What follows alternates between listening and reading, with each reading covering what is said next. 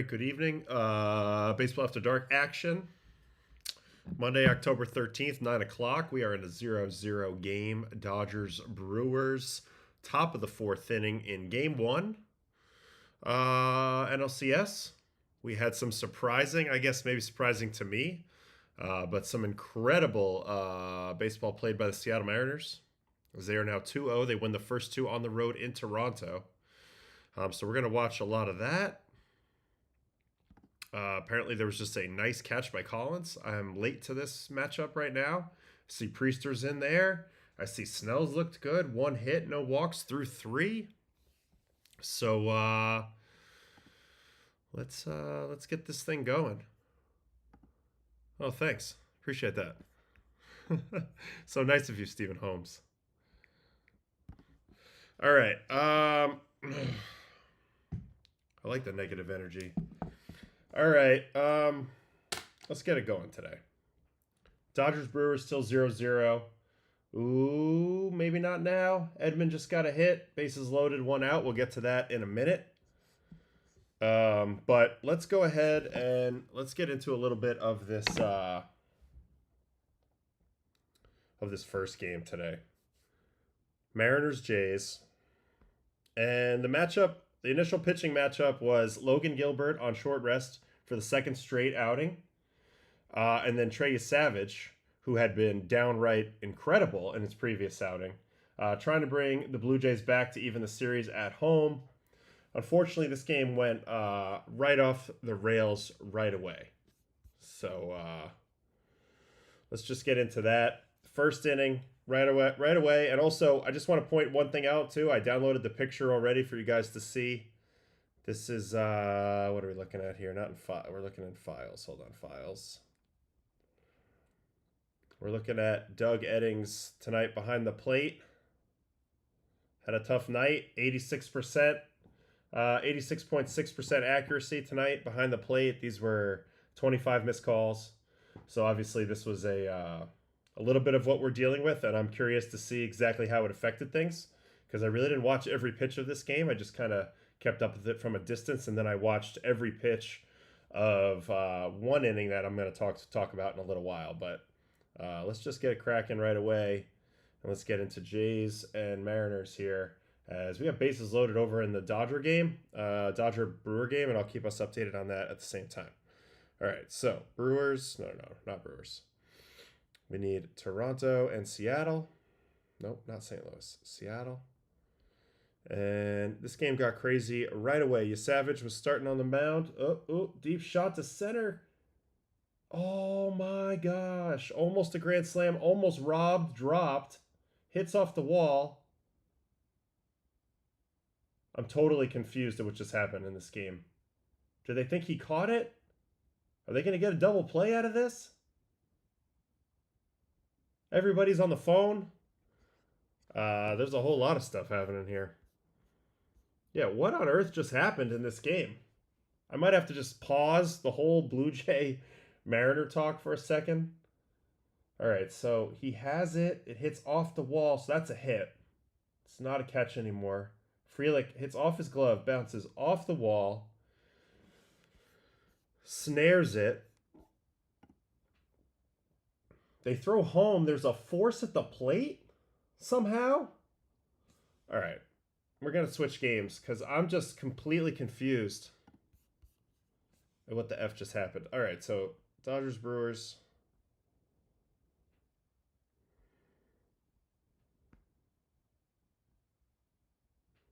So here's the sitch. How many guys are on base here? I thought it was bases loaded. Yeah, bases loaded. Can't get the, I can only get the high home angle for now. So this ball's hit the center. I'm looking at the runners here. They go to tag up. Oh, so we don't have the full video yet, but he doesn't catch it. But whoever's on third thinks that he does. So he goes back, and that's going to give them time to relay to home, and they're going to get a double play on this play. Incredible play. Literally, I've never seen this before. I can't wait for the broadcast view and then the full overhead view. But this was insane. Okay. Oh my God. It was Teoscar. He's out at the plate, definitely. And then the Dodgers think it's a home run, but it's not. It never went over the fence. It bounced off the fence. The second out, then they go to third, right?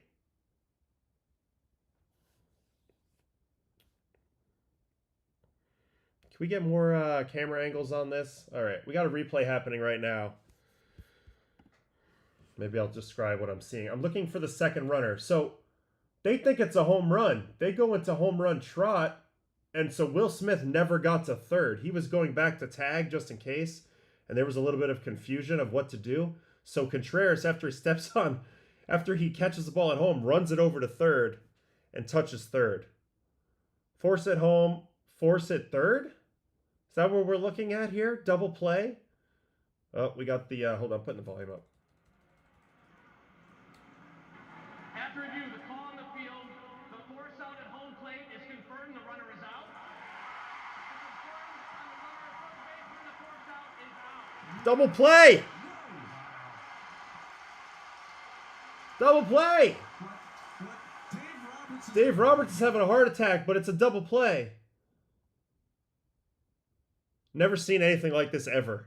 Ever. The runners don't know what's going on. Will Smith's just standing at second. The other runner's standing at first. They're scared to move because they think he either caught it or it's a home run. Nobody had their eye on the baseball here. And from what should have been a 2-run double and second and third, or whatever here, and still 1 out, it's now inning over. This is the old 8-6-2-5 double play, and I don't even think 5 got involved, fellas. I think he just walked over there.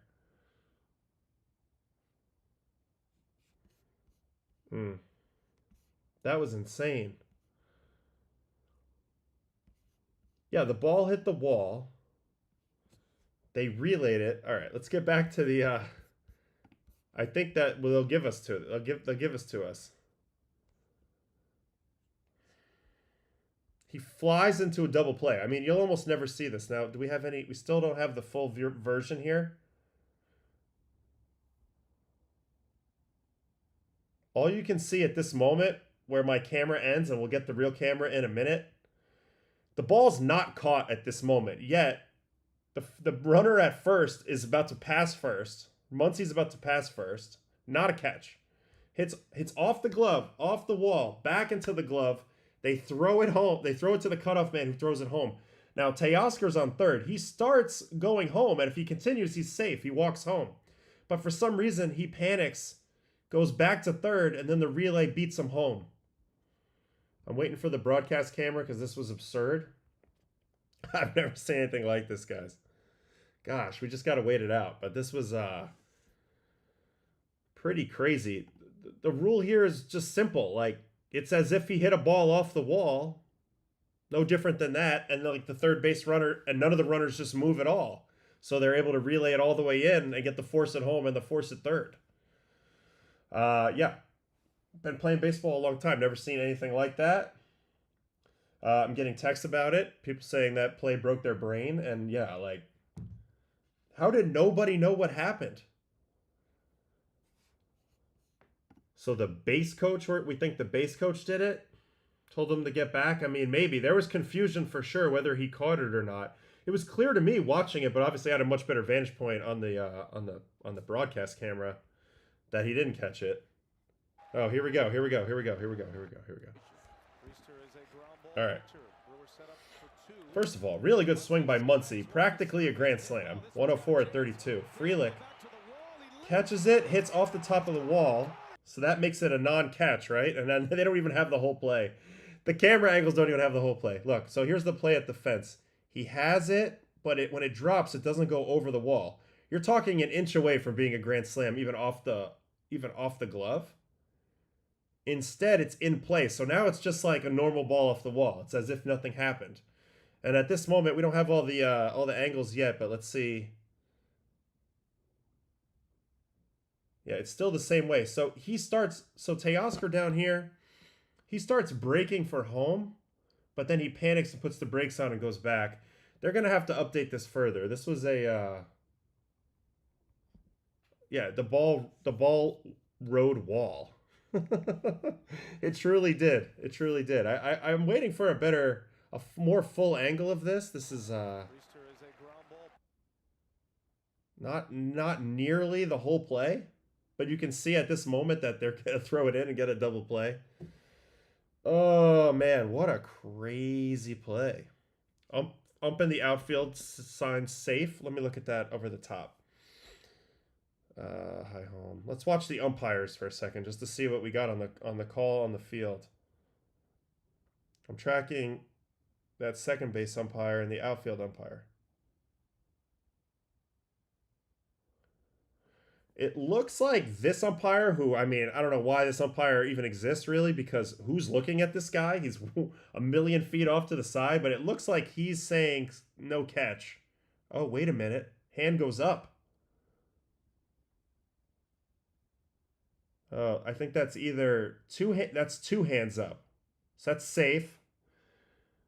Third base, right field umpire. Does he do anything? No, he's just watching. He's just hanging out. And none of these guys are doing anything. So the only umpire who's making a call is guy over here. That was very odd. That was very odd. Very odd. Very odd. Very odd. I don't really know what to say about that.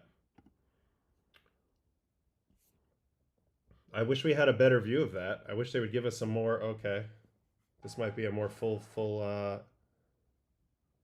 no. Still the same.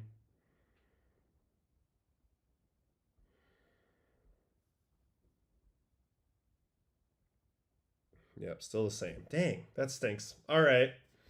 So it's still 0-0. I mean, geez. What are we doing tonight? Still 0-0 in this game. Priester's got 3 scoreless innings. That was about to get ugly right there, but it doesn't. Miracle play. Miracle freaking play.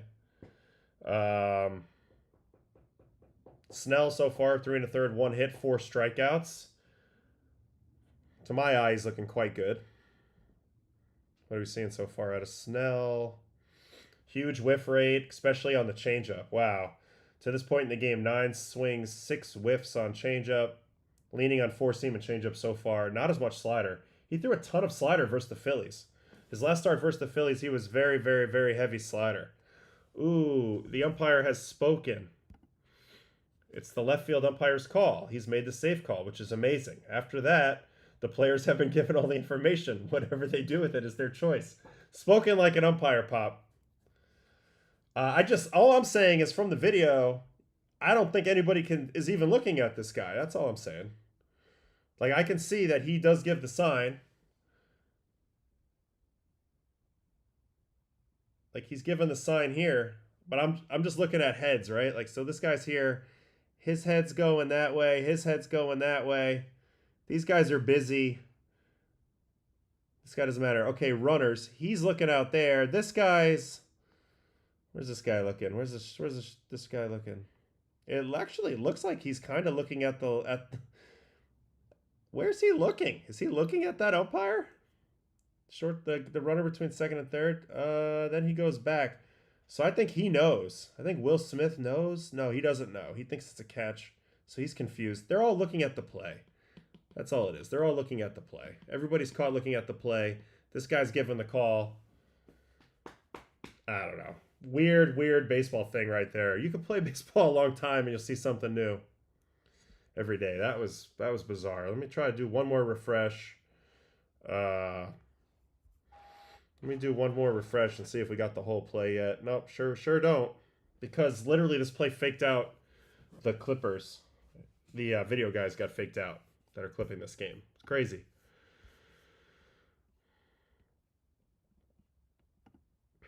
Good question. Do you think that play would have unfolded the same way if it was a regular season game? Or did the postseason pressure play a role in how everyone reacted? I don't know, but there was some level of freak out for sure, right? We've seen some freak out in this playoff so far. I don't know. Good question. Hard to know. Hard to know the answer. But it's also weird that it felt like none of the base runners or coaches knew what happened there. That's a little bizarre to me. Snell looking to put the finishing touches on a fourth scoreless inning, and he does. Nice play on a bunt there.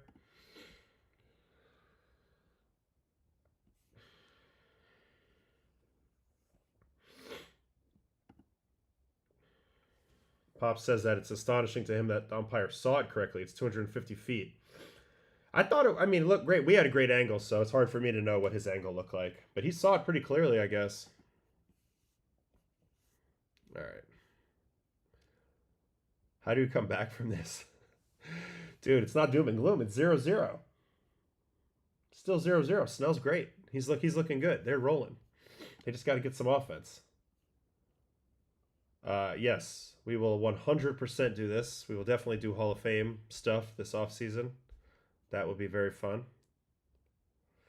All right, should we go back to what we were going to do for a second, which was watch the beginning of the Mariners-Blue Jays game? I think that makes sense. All right, let's get back. Let's cover this game a little bit because it had some moments early that were interesting. Obviously, it ended up being a laugher in favor of the Mariners, and they are 2-0 going back home. But let's watch this Savage in the first inning. Randy Rosarita leads it off. Four-seam strike. Now, we talked on Baseball and Coffee this morning a little bit about how my big keys to watch early in the game with the Savage. Number one, is he getting ahead with only the fastball, or is he also throwing other pitches for strikes? How is the slider playing versus right-handed hitters? And does it look like the Mariners hitters are going to wait him out for strikes, or are they going to be in swing mode? Fires the first pitch strike and then gets a chase under the zone with that weird moving slider for 0-2 count here. Splitter in the dirt. Ooh, that should have been strike three. That's the old backdoor slider. So this is the first bad call of the day. Definitely costs him an out right here. That is fully in the zone. And I get it. It's a weird slider. But this one actually did go left a little bit. It's a little bit less weird. This is a really bad. Really bad. And then 2-2. Look at that one back up. Man, he's got such a weird slider. And then 3-2 fastball. He's going to hit Randy with it. So, kind of a weird thing where he had him struck out, ends up losing him. So, incomplete grade on that. And then we're going to walk Cal Raleigh, too. Let's see this at bat.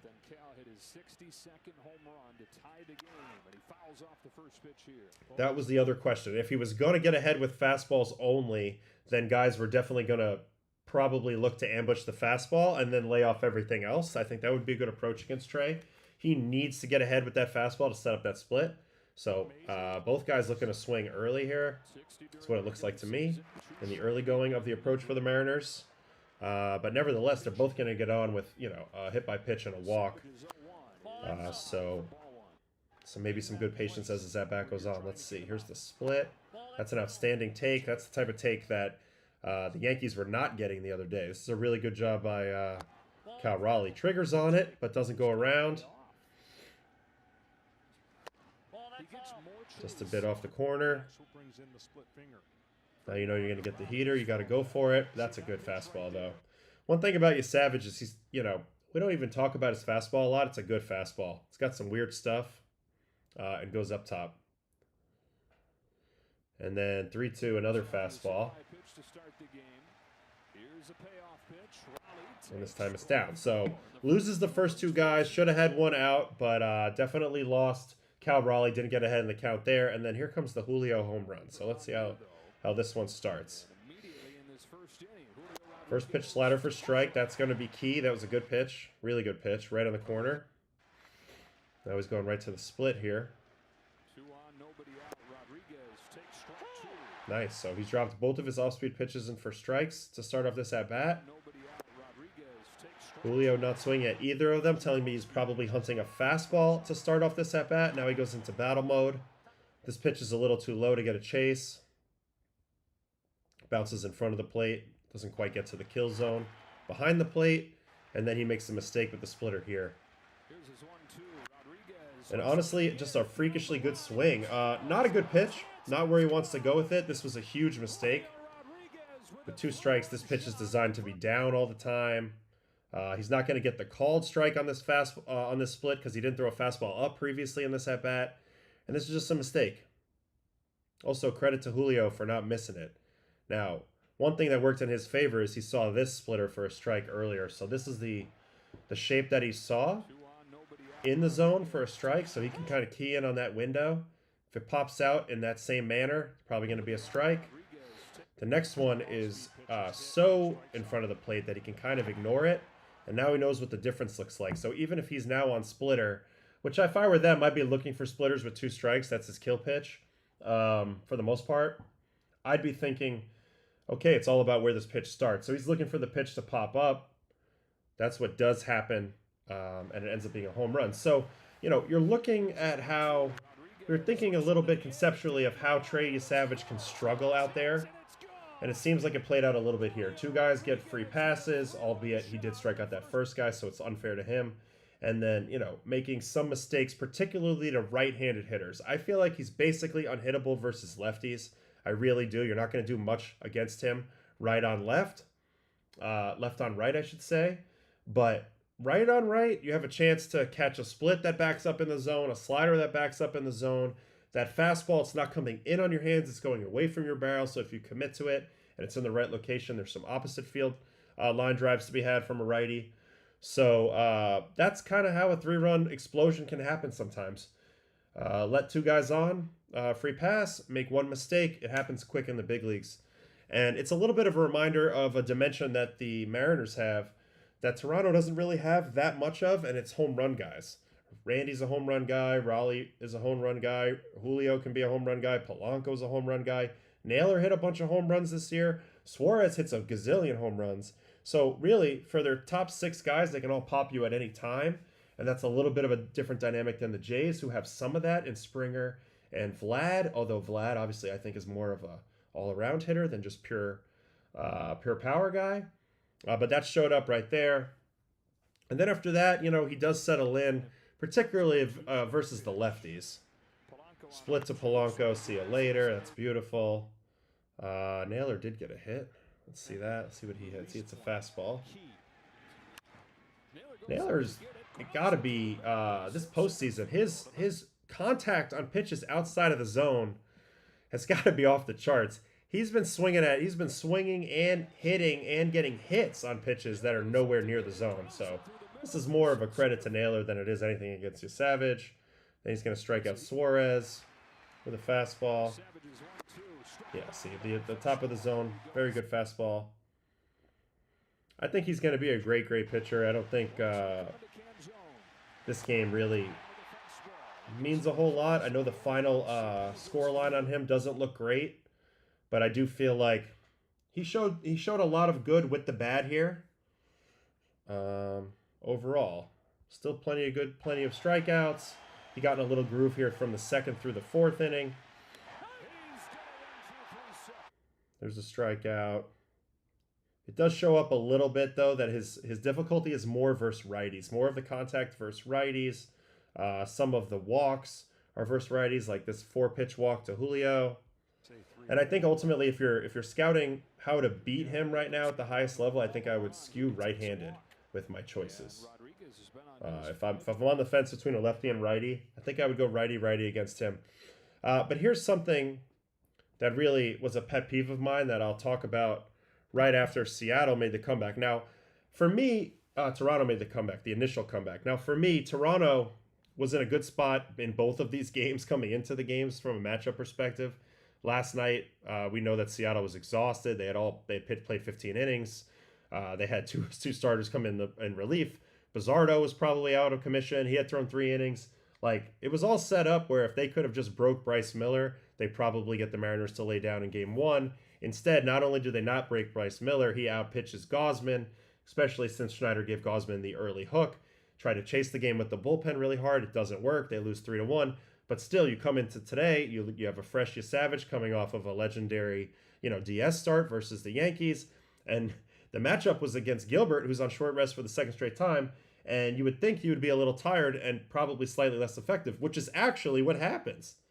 If you look at it, Gilbert ends up going only 3 innings in this game, 5 hits, 3 runs, 2 earned, 1 walk, 2 strikeouts. Didn't get his usual amount of whiff in this game. And we'll watch them score the runs, but it's pretty clear to me that Logan Gilbert was a little bit tired in this game. And this was an opportunity for Toronto, and this makes the fact that they get blown out in this game that much more disappointing. Gilbert, velocity, nothing special. It's actually down on the slider and the split. He tried to go a lot more fastball than he had been going. When he pitched out of relief the other day, he was almost all slider and split. Only 5 whiffs and 34 swings for 15% whiff is not Logan Gilbert. He just wasn't the same today. He filled up the strike zone, but he wasn't nasty enough to get a lot of chase. Only 19% chase tonight, O-zone swing. He was in the zone a lot, but that gave them a lot of pitches to hit. And ultimately, the Blue Jays were able to chip away and tie the game against him.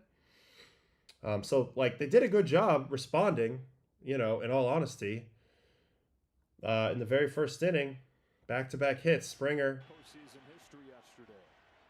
Leading this one off against Gilbert. And Springer's been outstanding already in this series. Potent at the top with the leadoff home run, and then this one. Down 3-0, but he says, you know what? Not for long. Nice swing there on a slider. And then Lucas is going to get them on the board right away. So like I said, got to take advantage of your opportunities when you get them. This was kind of a bad play by the Mariners, obviously. Naylor goes for the backhand option pitch. Doesn't lead the receiver. And now they're right back in it, 3-1. He did settle down and, pitch okay after this first inning, but he didn't go deep in the game. And the Mariners are kind of short on the pitching, and who's feeling good at this point. But that's all changed now because they won this game anyway. They end up winning this game anyway, and they win it big. And if you look at it, Bizzardo pitched 2 innings. This guy's been a sneaky, unbelievable MVP type guy for the Mariners so far in the playoffs. But then Vargas and Hancock get to land the plane of this game. Vargas gets to go in there and throw 2 innings. Hancock gets to go in there and throw 2 innings. And those are 2 guys that they have no interest in pitching and leverage. So those guys get to pitch, and everybody else in the Mariner bullpen gets the day off. Munoz, Brash, Spire. It's great. It's fantastic. They're going to be totally rested. They'll have Kirby. They have Wu possibly available. They'll have Castillo back. So all their pitching is lined up, and they'll be at home up 2-0. That was how it ended up working out. It should not have gone this way. If Toronto could have played out in front of this game, they could have really put a hurting on Seattle, and I think Seattle would have laid down in this one as well. I think these same guys would have pitched. I think Vargas and Hancock would have pitched regardless in this game because they're in a little bit of a pitching bind. Instead, they get to do it on the winning side. So just Dan Wilson has to feel really, really good about himself coming out of these 2 games. All right, where's the third run here? Third run here is Lucas again. Kind of gets jammed, but gets a hit here. And this makes it 3-3. So credit to the Jays. They respond. First 2 innings. And, despite that rocky first inning from Savage, the game's all tied up. Everybody's feeling good, and we got ourselves a ball game. Now, this is where I got a little frustrated with some of the decision-making while watching this game. So Savage goes out for the 5th. And this is how it kind of goes. He throws 1 pitch in the 5th. Mind you, 2nd, 3rd, and 4th inning, all scoreless. Gets a weak grounder, happens to be in a great spot. Jimenez, who's a great defender, tries to make the great play, doesn't make it, and Rady gets an infield hit. Okay, man on first, no outs, tie game. He's at 70 pitches. I don't know what their pitch count limit is for this guy or what they're looking for, but this next move was insane. So they end up sending him to second on the overthrow, and then they decide to immediately walk Cal Raleigh. I hated this move so much in my bones when they did it. I almost just spit out my water when I saw that they were walking him. Why would you put on an extra base runner when you don't need to in a tie game? It's only the 5th inning. You have to score 1 more run to win anyway. Your job is to minimize damage at all times. If you face Cal Raleigh and he gets a single and the run scores, you have a man on first who can't run and a more tenable situation. Now you pitch to Polanco and you just go from there and you play it straight and you try to minimize it to one run. And Cal Raleigh's a great player. I understand that. But he also, it's not like he's a 300 hitter. You can get him out. The numbers are in your favor. And now you just opened yourself up for a crooked number. You know what loses baseball games, especially in the playoffs? Crooked number innings. One run does not kill you. One run, honestly, you're going to need one run.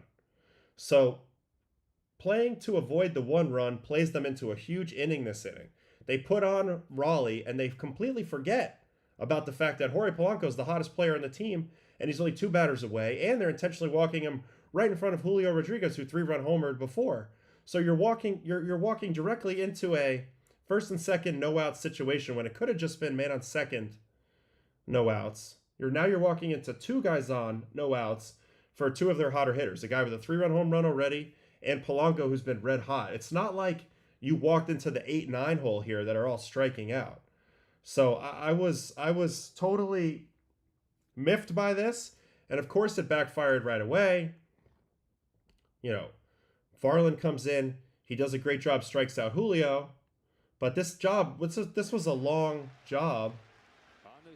This was a hard job. Like, you had to get 3 outs with runners in scoring position.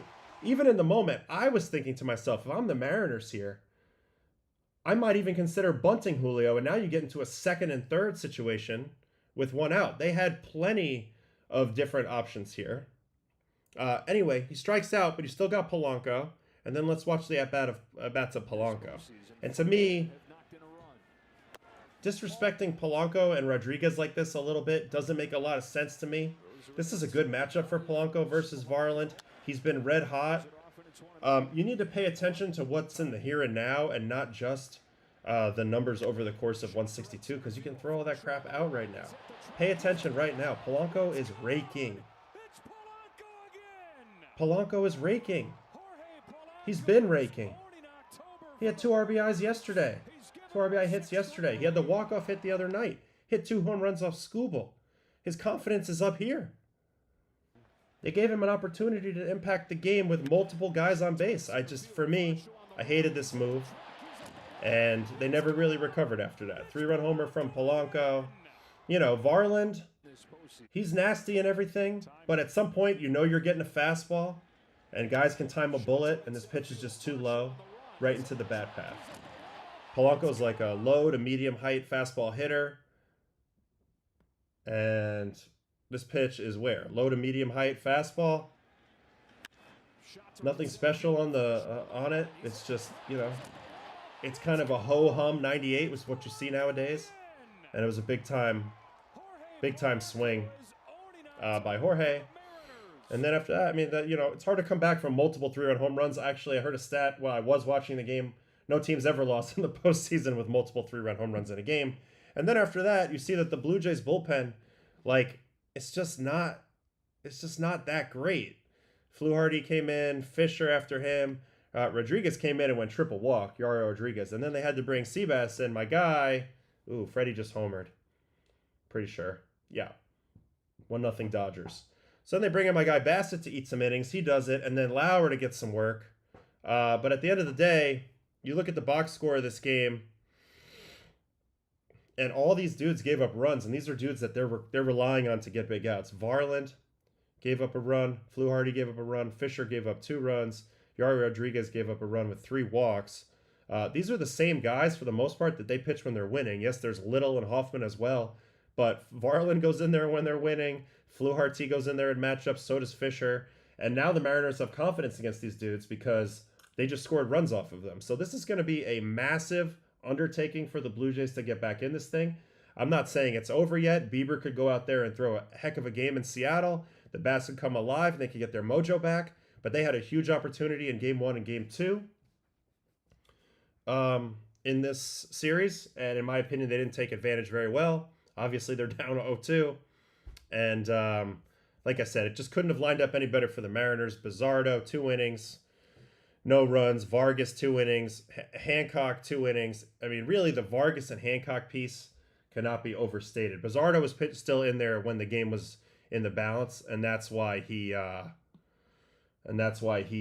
gets credit for the win, in this game and everything, because he pitched the 4th and the 5th inning after Gilbert went 3. But be able to cover 4 innings with Vargas and Hancock is such a blessing. They're going to get a day off. All those back end guys, Brash, Munoz, Spire, etc., they're going to have 2 days off into that. Bizzardo will be available for a shorter stint in that game. And they're going to be lining up their best starters as they go home. So Mariners did everything right. Blue Jays didn't do a whole lot right. On the offensive side from the Jays, Lucas with 3 hits. Other than that, kind of a tough showing. Vlad 0 for 3, Barger 0 for 4, Varsho 0 for 4, Schneider 0 for 3, Jimenez 0 for 3, Clement 1 for 4. They continue to do their thing, not striking out. They struck out only 5 times, so they have that going for them. But ultimately, only a 207 expected batting average today. Not really doing enough at the plate to outweigh 10 runs. And my gut feeling is if their offense doesn't really pick up the pace, they're going to fall behind big time in this series.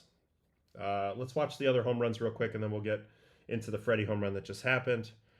The other home runs in this game were from, well, there's one more from Naylor.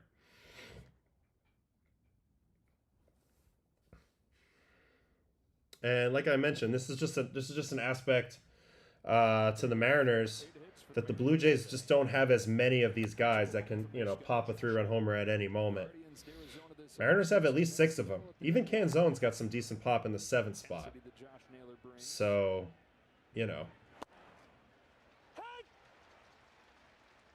Also, these are valuable at bats. You're facing him up 4, facing Fisher up 4. But this is a matchup that you're probably going to see and leverage at some point. Fisher's got reverse splits. He's got good downer action. He's got cut action on the fastball. He's going to be facing guys like Naylor. Naylor gets a free look at him here, actually homers.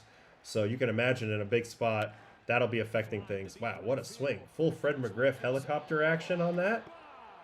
Only hits at 95-1 at 29, but it's pretty short out there and right. Ball travels good. Definitely backspun that pretty good. Just saw a lot of breaking balls, and this one's, right in the middle of the plate, so pretty sick. Pretty sick swing there by Naylor. And I've been saying it, I like the edge he plays with, especially now. He's gained some maturity for sure. His edge is controlled more now, and he's delivering big time, and that was a huge move by DePoto and Hollander and Andy McKay and those guys that run the Mariners organization. They kind of listened, and they figured out that they actually did need to make a little bit more of a move. I know last year, they ended up missing out on the playoffs narrowly. They have all this pitching. The offense really let them down. This year, they have a chance to make the move on the AL West at the deadline. They go ahead and do it. Suarez and Naylor. It's been a mixed bag, but the fact that they went for it, the offense has picked up. Obviously, Julio was a big part of that. But I'll give them credit for that, too. Good work in the front office by the Mariners. And they're 2 wins away from their first ever World Series appearance.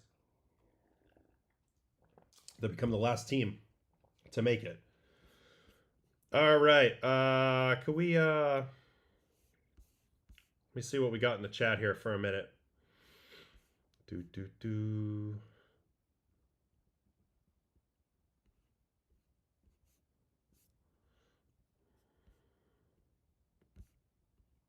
Do I remember the home run Fred McGriff hit at Yankee Stadium? Halfway up the upper deck. I don't, but I can picture Fred McGriff hitting a lot of home runs. The Crime Dog was awesome. I mean, he's in the Hall of Fame.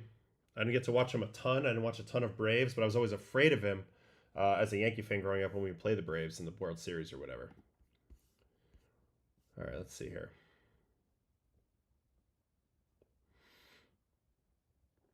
All right. We got a lot of people being encouraging in the chat. I appreciate that. You guys are awesome. Let's keep it rolling tonight. Let's see where we're at on the numbers. Everything looking good. We're having fun. All right. So Freddie just homered. This game's been 0-0. Let's go watch the home run. They have a little bit of a rally brewing here against the Brewers. First, I'll go look at the box because there's about to be a pitching change. Pat Murphy's making his way to the mound. Dodgers-Brewers box score at the moment. Snell, 5 innings, 1 hit, no walks, 6 strikeouts. He's been unfreaking believable.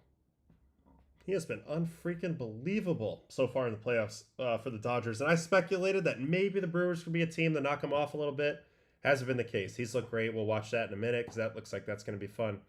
Ashby, 1 inning. Priester, 4 innings. The crazy play that Dodgers should be way ahead. And then Chad Patrick's in there and he gets clipped by Freddie. So we'll work a little bit in a circular motion here as we pull up this game.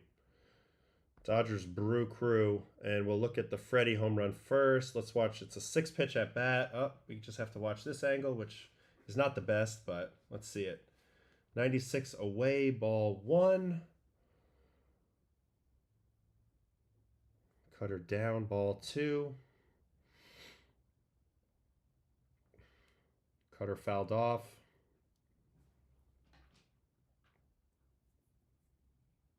Sinker down in. Cutter back door. Ooh, they look like he hit this ball really high, huh? Yeah, 45 degrees. 107.8 at 45. That's a really high home run. That's why when I was watching it live, I was like, is that going to go over the fence? I don't know.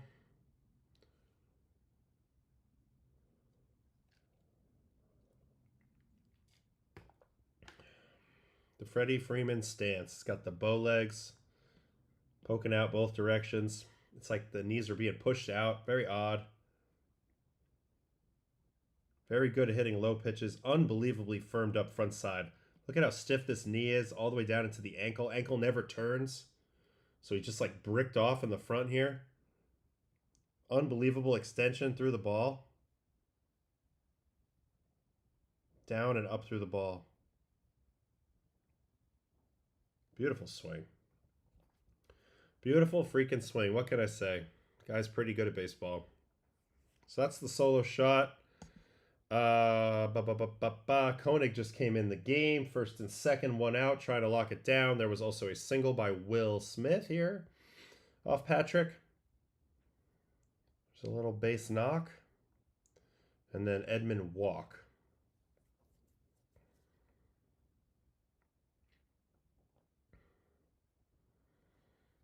All right, what do we got in here? AO versus Darryl Strawberry. How would it go? Well, he's lefty, so maybe not so good, but I don't know. Did Darryl strike out a lot? I don't really remember. I know he hit a lot of home runs. I look at the swing. It's got that very tall swing with the leg kick. I don't know. That would have been interesting.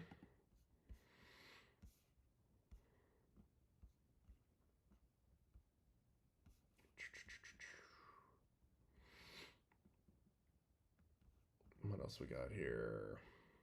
No, Thomas did not call again, Jaden. That was he held up his end of the bargain. He did not call. Brett told him, will you leave us alone if I put Adam on the phone? He said yes. So it was all good.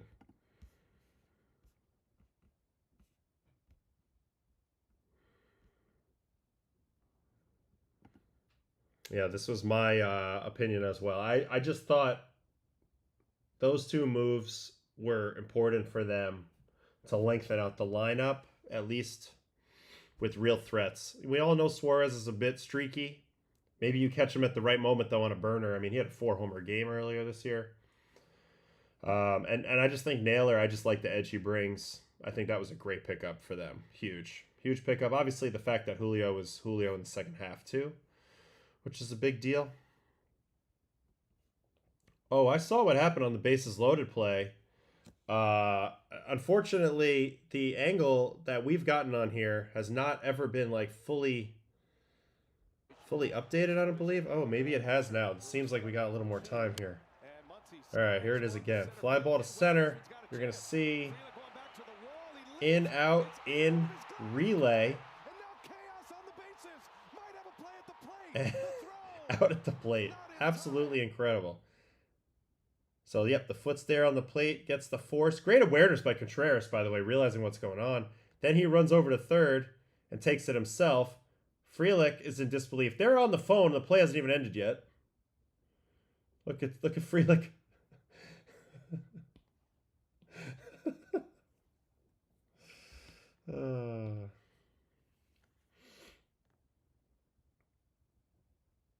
All right, let's go back to the high home here. Hold on. And let's see. Now we can get some real, hopefully, base runner stuff here. Ball goes to center. All right, I'm looking at the base runners here. All right, so here's Teoscar over here. So this is the first mistake, number one. Starts going, panics, goes back. That little move right there gives them enough time for the relay to get him. He's also not very fast. So that played out good. Now, what happened with these two guys? So they're both way off the bag here.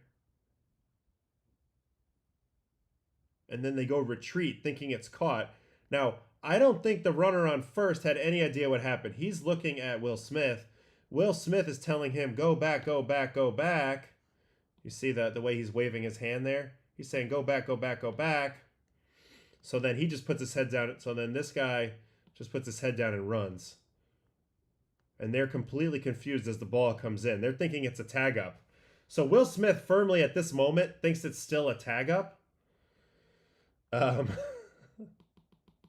He literally thinks that they're still tagging up. And so he's totally confused when Contreras catches it like this and then jogs over to third. So at no point did he realize that the ball wasn't caught. Now, we've been showing the umpire the whole time. Let's watch him over here. Just watch him for a sec. He comes out right away. He's waving it, no catch, no catch. Very demonstratively. So who's the third base umpire for this game? He did an outstanding job here, but nobody really sees it. None of the base runners see it. All right, now third base coach. Now let's track him. Dino Abel. Legendary guy. He's watching it. Must have said something, but then now he's saying go, go, go, go, go. He's got his hands up like, what happened, dude? And then he literally does nothing the whole way to third. That's interesting. What about first base coach? What's first base coach got on this? Hands are up. He's pointing. And then he realizes it's too late. He's telling him to go. He might have known. He might have known, but I'm not sure. Yeah. Did I say right field? I meant left field. I don't know what I'm talking about right now. Sorry, guys. But yeah. Just a cluster. Just a cluster. Just a cluster. I'm not going to say the second part of that word, but that was a cluster. Unbelievable. And yep, we are still at 1. Correct? Yeah, Koenig came in and did a good job just now punching out 2 guys. We might have a broadcast view of that last home run by Freddie now. Let's see.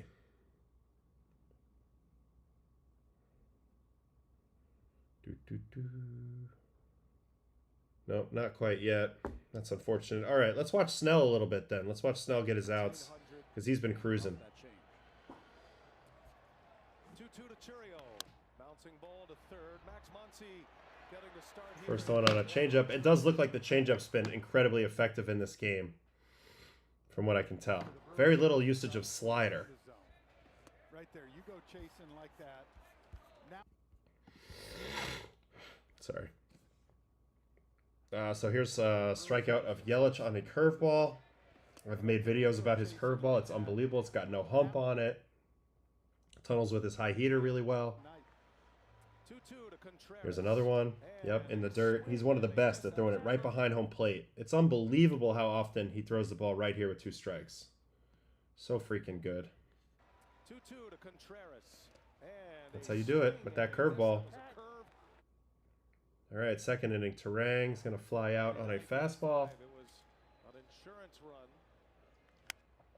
I will say, though, the Dodgers should be up big in this game. It's only 1-0 in the 6th.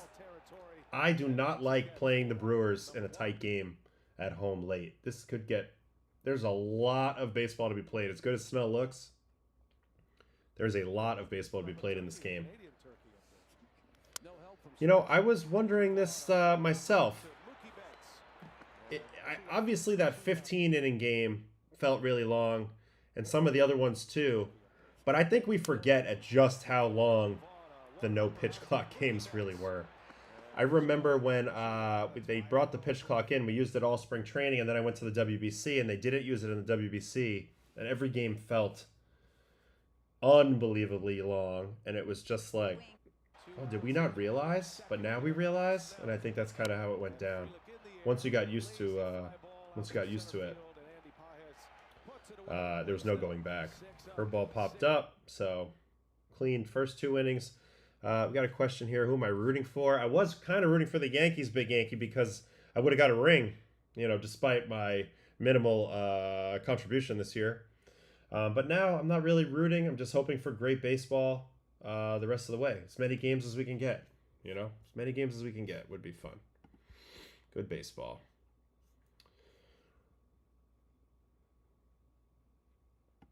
We're talking complete game here. I'm not saying it's out of the realm of possibility, but probably still unlikely, but definitely possible the way he's throwing. And if he does, you'll see it. If he does go the whole way, there will be a video made about this outing where I watch every pitch, not just the outs. All right, so third inning, he gives up the first hit of his outing to Durbin. Fastball kind of dinks it into center. He's going to punch out Collins. Ooh, change up.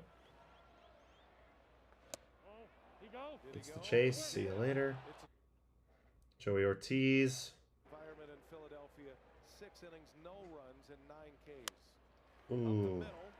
Jams him really good. Mookie's there. Nice play. Inning over. Now, was there a caught stealing in this at bat? Here's Joey Ortiz, Milwaukee's number 9 hitter. Slick.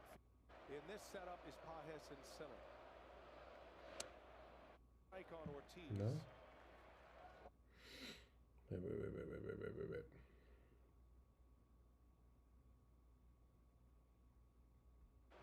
Here's Joey in this setup. Strike on Ortiz. Yeah, right here. They throw him out right here.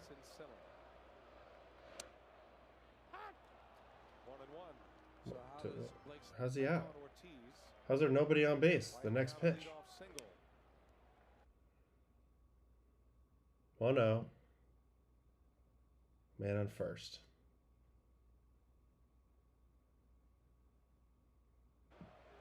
There was a pickoff, but they don't have it on the video. Okay, so he got picked off. Can't be slipping. Anyway, we'll move on. Fourth inning. Chorio called out on strikes. Thanks, guys. They didn't show me that. I'm like, what? He was there. He can't just disappear. Wow, this is actually a pretty great call by the umpire. For the bad calls we got in the other game, I mean, this ball shaves the bottom. I don't even think Smith's catch is that good on this, and the fact that he gets it and that it was in there is amazing. Yelich going to strike out for a second time, this time on a fastball. Got him on a curveball the first time. See ya. Contreras is going to ground out softly. This was the play that I saw, kind of a check swing. The 1-2 again, and a little tapper. Here is Snell. He fires low, and Look at how Blake Snell loads up on this throw. Can we get a good view of that from this cam? That's a pretty good play here. Yeah, really nice. Really, really nice. Fifth inning. Terang kind of punchy. On a slider. This is one of the few sliders he's thrown to this point. Very effective when you don't show it a lot. See ya. Andrew Vaughn. Changeup. Changeup's been massive, so. He's been pretty much flawless. 6 innings, 1 hit, no walks, 8 strikeouts to this point. Fantastic. Because they didn't go to the post all season long, except Yamamoto. They're stronger now than ever. Ooh, good play by Mookie here to get the big hop. This was a weird play. This ball kind of checks up. You know, it lands in that perfect spot, like right kind of around the bag. He kind of waits back on it. Soft hands. Nice play. Nice play. So that's through 5. I know he just pitched the 6th. Strikeout, ground out. We don't get broadcast for that, so we'll just see real quick. Here's changeup.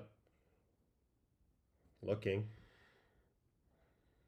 So he's at 77 through 6. Definitely go out for the 7th. Oh, another incredible chase in the dirt on the curveball. This one's in front of the plate and he gets the swing. And then Ortiz is going to ground out on a curveball. Definitely pitch the 7th. If he goes quick, I could see him getting the 8th. I don't know. We'll see. It's going to be fascinating to see here. He's been so freaking good, man. I can't believe that he struggled to get a contract that he wanted 2 off seasons ago. Honestly, I'm surprised. Coming off the Cy Young Award year, people were kind of not willing to give him the big number, but he's been freaking good. All right, let's get the broadcast view on that last inning. Freddie Freeman home run. 3-2 count. 1 out in the 6th. Freeman Yeah, I mean, it was right in the middle of the zone down. That's where he wants it for sure. But you can see how much hang time this had. I just kept waiting for it to come down. Finally does. Yeah, it's just a 3-2 challenge heater. This is kind of what you got to do. I mean, I don't know. You pick a pitch here and you throw a strike. 3-2 here. Tie game. 0-0. 1 out. Don't want to be putting free base runners on. Freddie's ready to hit the fastball and does. Really good job there. This was the Will Smith single. Great success with the Braves, and he's carried it over to the Dodgers. There's a liner to center field. That's Kind of bleeds it in. We saw Edmund walk. They went to Koenig. Koenig gets out of it. Muncy with the cutter. 2 strikes. And Muncy Little crossfire action out of Jared Koenig. is over, as is Gets that first pop out. Almost a collision, so not great there. And then Kike, he punches out in 5 pitches. Let's watch this hold it back, because Kike is really good right on left. Kike Hernandez. Ooh, gets the call there. That's a little bit in, but gets the call. Ooh, change up down. So gets the call on both of these. So, okay, so I've been just praising this umpire, but it should have been 2-0 here. Instead, it's 0-2. That's a big deal. Big freaking deal. Kike Hernandez with 0-2 curveball, down. And every guy in the Brewers throws cheese. 98 right there. And then curveball, down, gets the chase. I feel like this umpire here, I don't remember which one this was, but he put a little bit of thump into this, and then he's like looking for the smoke, chewing his gum. Okay, make the call, move along. You made the call. Anyway, so that's kind of where we're at. Koenig is still in there, facing the very bottom of the order. Pages just got out, so this is very tight. 1-run game as we head deep into it. Let's see what we got in the moment for the breakdowns on Snell. Let's see if he can, how he's looking as he keep going. No reason to take him out. He's at 51% whiff in this game. He's having an epic game here. 28 changeups. Now the changeup is now taken over as the primary. 25 fastballs, 16 curveballs, 8 sliders. The velocity is up on the fastball. That's great. He's averaging 96.1 in this game. Curveball velocity is up. That's great for Chase, which he's getting. And slider velocity is up, which he's only thrown a little bit, but it's been effective when thrown. And then, you know, if you're going to have your fastball velocity go up and your changeup velocity go down, I think what could be better than that? Create even more separation. That's fantastic. And look at the numbers, man. Changeup in this game. What a pitch this pitch has been in this game. 18 swings, 12 whiffs. 18 swings, 12 whiffs, 67% whiff. Obscene. As well as an average exit velocity off the changeup of 70. So when they hit it, they're dinking it. And otherwise, they're just flat out missing it. He's also got 2 foul balls. So they've swung 18 times. They put the ball in play 4 times weekly. And they've hit 2 foul balls and missed it 12 times. So the changeup has been unreal. I've been saying it for a while. When he leaned into the changeup, that's when he won that second Cy Young Award. That's when his career retook off again and he became who he is right now, which is, I mean, seriously, one of the best pitchers in the game. Like in the top handful for sure. Fastball's gotten a whiff, 4 whiffs on that, 36%, 38% on curveball, 50% on slider. I mean, 51% for the game is outstanding. And he's going to have to keep doing it because this game is tight. Best of, we're going to the bottom of the 7th. Snell's going back out. Sitting on 77 pitches. Where are the Brewers in the order? Looks like it might be top of the order. Let's double check that. Yep. Top of the order coming up. So third time through, he's faced the minimum, it looks like. Yep. Faced the minimum through 6. Third time through here. This is Brewer rally time. If they're following who they have been as a club during the season. Or can Blake Snell continue to put the finishing touches on this and snuff them out big time in the 7th and maybe even the 8th? And then maybe we'll see Roki tonight. We'll see. If not, we're going to see a really, really good... we'll see a rally if not. Roki Sasaki, please. I'm throwing my hat in the ring for Roki Sasaki as well. I would love to watch that. And Mars throwing his hat in the ring, or his or her hat in the ring for Bryce Terang homer. Terang's in the 4-hole, so if he comes up this inning, there'll be a man on base. That would be a go-ahead home run that is being called right here. So we'll see.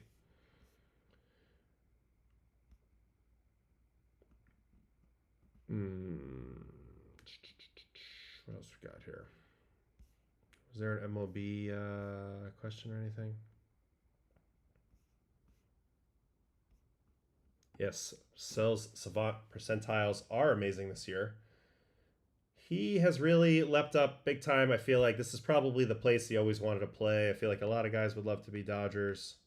You know, you're nowhere near the biggest superstar on the team, and you have 2 Cy Young awards. Pretty freaking cool. You get to learn from Clayton Kershaw, who I'm sure is somebody that Blake Snell modeled his game after in some way. Oh, of the male variety. Okay, sorry. I'll get that right from now on, Mar. Just double checking. Blake Snell. Look at this year, man. Just the walk percentage, but again, I've talked about it a lot. I feel like the walk percentage, this 18th percentile walks, I feel like that's more of a function of how nasty he is. He's just so hard to hit. For my money, sometimes he's actually, I mean, he's been great on this, baseball savant, of course. This would rank as his 4th best season by expected ERA, behind 2024, 2020, 2019, 2018, and then this year. But he's been fantastic. He's freaking really good. I love also that he's found a way to pitch with angle, but also have extension. That's pretty hard to do. Pretty hard to do. But I like to look at him a little bit just on reference too, because there's a couple stats about him that, you can look at expected all you want, but these are actuals, right? Look at these hits per 9 in the 2 years prior to this.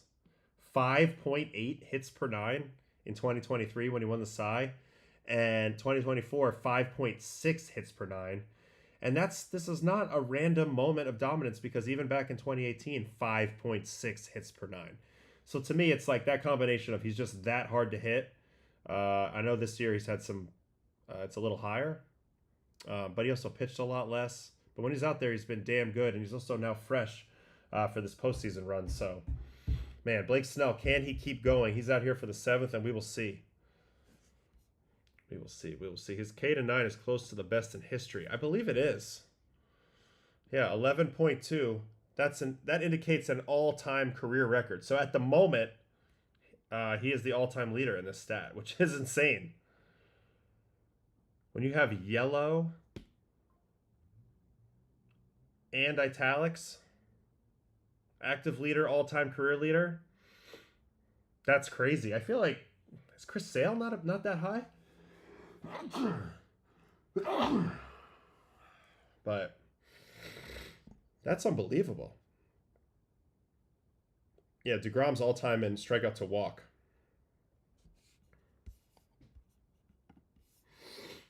That's awesome to see.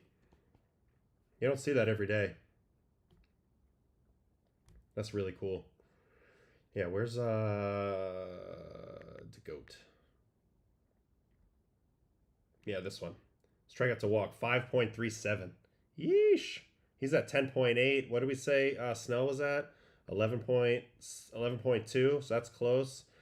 Where's Sailor? No, not Salvi. Chris Sale. He's at 11.1, so he's right there. I mean, he's right freaking there. Sale and DeGrom are like 2 and 3 and at least top 5. What about Scherz? He's probably slowed down because he's pitched for eternity now. 10.6. Okay. Impressive. Curious about this guy as a pitcher.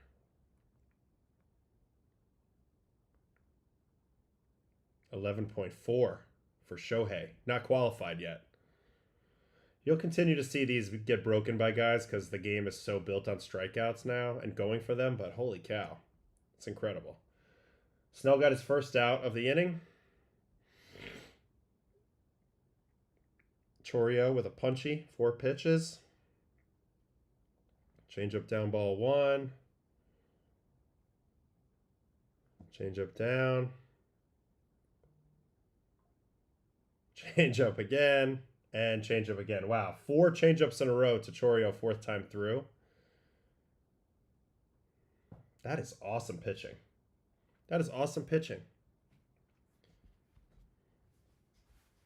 Why is Snell so effective, though? Wow. All right, I'll give you a quick rundown on Blake Snell, what he's presenting to you at the plate. Now, this is such a bad camera angle. But all right, for one thing, look at the release point. It's pretty high, right? So from this release point, a couple things are key. Number one, he already has a plus fastball with good backspin. And so when he does throw it, it holds very well up in the zone. Of course, my hand just jumped. So that was trash. But it holds very well up in the zone, right? But at the same time, the curveball doesn't pop above that line. It stays the same way, and then it peters way down. And then the other pitches are sort of similar in that they're on the same line, but then there's a harder version that's a slider. And then the changeup is like kind of like this, but it fades off the plate away. So the tunnel effect that he gets is really, really good. And you can never truly ignore the fastball because he throws so freaking hard. So a lot of it to me is the angle that he's at, and it's plus velocity from a lefty, but it's also unbelievable command. And that's the thing that nobody gives him credit for. Like, control and command are two different things. Control's more of a walk rate stat, but command is like ability to throw the ball where you want to and execute pitches. He is one of the best in the world at throwing his breaking ball, especially his curveball, down here. This is the #1 chase area in the big leagues. And it just so happens that his high fastball, which is his other pitch that they're trying hard not to chase, but they also have to be ready in case it comes into the hitting zone. It's just fast enough where it speeds them up here, and when the ball tunnels, even the curveball, it looks initially out of the hand like it's going to be up here before making it all the way to the non-hittable below the zone place. Most people's fastball and curveball don't tunnel well enough to throw a perfect one at the top of the zone and then have the other one that comes off of it be actually below the zone. They don't have enough separation or enough bite on that curveball, or there's a hump out of the hand, like something that gives you some indication that it's a curveball and not a fastball. Snell solves both of those by having enough break and by having enough pace on both pitches. So those two pitches tunnel extremely well. In addition to that, when he throws a pitch that's like a fastball away, like say he throws a fastball over here for a strike. I meant to make that green. But say he throws this like a fastball over here for a strike, and now you have to go ahead and honor that pitch for a strike as well. Well, now the changeup is going to look like it's headed right for there, and it's going to end up in an unhittable spot here. So he has a tunnel for every fastball location. If he strikes you away, he's got you all set up for a changeup off of that. If he strikes you in with a fastball, and he does this very well with an incredible amount of cheese, then he has, what color haven't I used yet? I guess black. Then he has a perfect tunnel set up for the bullet slider to the back foot. Now he uses this a lot for his lefties too. He pitches them away and then he runs the slider off that away tunnel. So he's got 3 different tunnel possibilities off of wherever his fastball is, and the fastball on its own is a good pitch. So that's part of the key too. Like if the fastball was bad and people could just crush the fastball, then he wouldn't be able to get ahead the same way. But his fastball is above average in both velocity. It's 95.1, which is above average for a lefty, let alone a starter. And in tonight's game, he's 96. And then if you go look at the movement on his fastball, it's 17.8, which is 2 inches induced vertical break more than average. So that ball stays up and backspins better than a major league average four seam by 2 inches. That's significant. So batters are going to come in consistently underneath that pitch, and they're going to have to cheat to get on top of it and get on plane with that pitch. And when you cheat to do that, you're completely defenseless against the soft stuff. So in a perfect world, a hitter wants to go up there and be able to just see the ball, hit the ball. But the problem is when the fastball is too much for that approach, where you actually have to anticipate and cheat a little bit with your timing to achieve hitting that fastball because of either excessive velocity, location, or spin, and he might have all of those. So you have shape, spin, location, all of those that you have to go and meet that. You have to go meet that, like you have to catch up to that. Once you have to elevate to that, it leaves you that much more exposed to the soft stuff, not to mention all the tunneling I showed you. So it's going to be hard to even identify out of the hand whether you're actually seeing a fastball or something else. So for all those reasons, he's very, very effective. It's 4+ pitches. I think the changeup took him to another level because it helped his contact. The contact on the changeup's been outstanding since he started throwing it. Look at it this year, 153. Hold on. 153 on the changeup this year, opposing batting average, which is the best in his arsenal. And it was only an expected 167, and they only hit it hard 30% of the time. So the changeup has really changed his fortunes huge since he made it a big part of his arsenal. The fastball still gets hit, but again, it's enough to set up the domination of these other 3 pitches. Look at the batting averages and whiff rates on his 3 off-speed pitches. 153 on the changeup with a 43.5% whiff rate. 173 on the curveball with a 45% whiff rate. And 235 on the slider, but a 54% whiff rate. So he has the ability to get a swing and miss pretty much at will. Depending on what tunnel he's started off with that fastball. And it just makes him just really hard to hit. And that's why a lot of guys stand around and try to walk and hope that, his nibbling and the way he pitches at times, if you foul him off enough, he will eventually walk you. That's the idea. But good luck. It doesn't work that often. And it's certainly not working tonight. Now, this is one area of weakness. Despite being a lefty, he's pretty bad at the running game. So if you can get guys on, you can shake them up a little bit. But the problem is getting guys on. And as you can see in this game, Snell has now pitched, let's see here.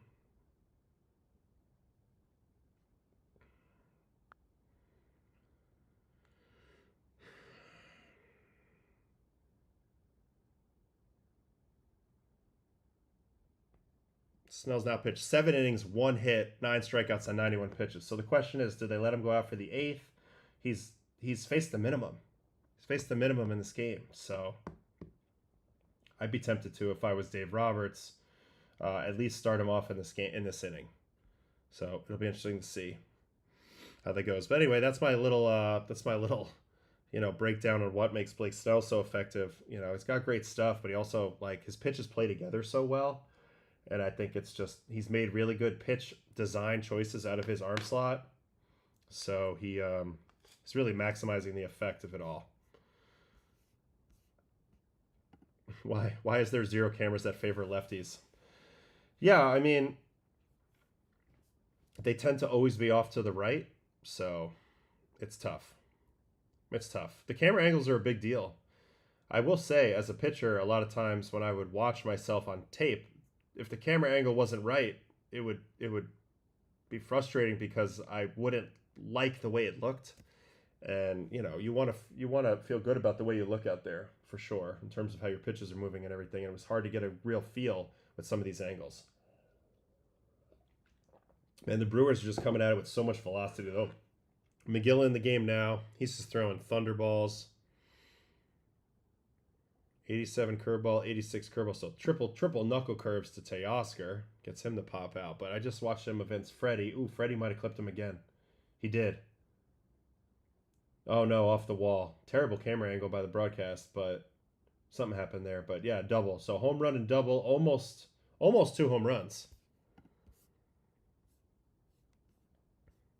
Oh, my daughter wants a shout out. Hey Brad, love you. Go to sleep. You got school tomorrow. Why are you up? Love you.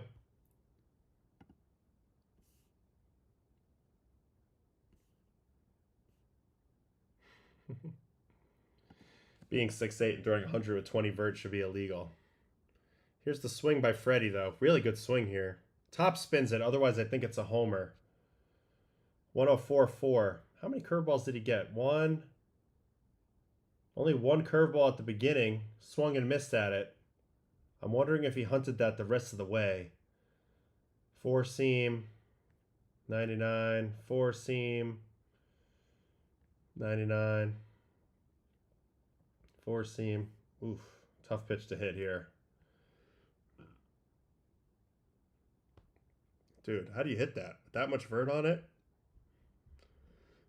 Gotta be Freddie Freeman. And then this next pitch comes out of that same window, I would imagine. Yeah. And then he's on it, though. Incredible. Incredible hitting, man. He does some stuff sometimes that just blows your mind. Like one pitch adjustments that just blow your mind. That cutaway was crazy. Yeah. I thought it was. They messed that one up in the truck.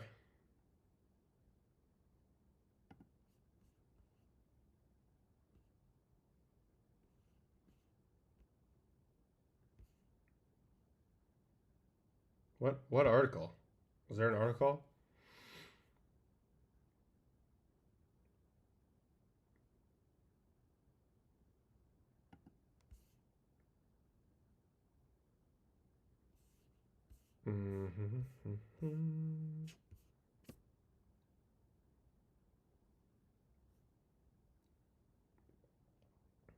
Aw, love you.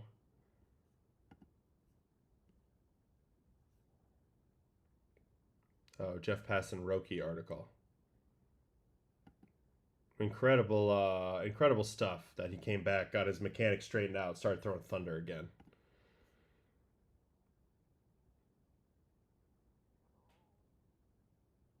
Fly out. Freddie goes to third with 2 outs, but they're 1 out away from throwing up another 0 here.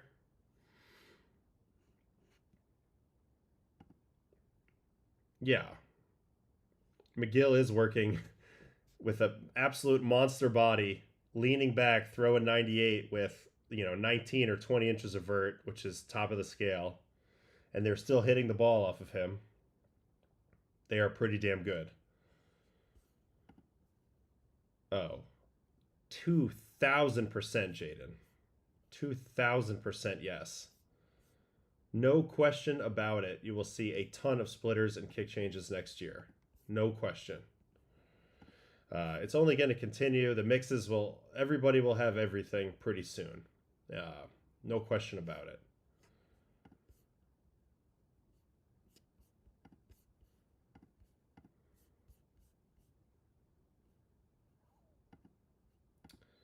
I am using the MLB Dugout app.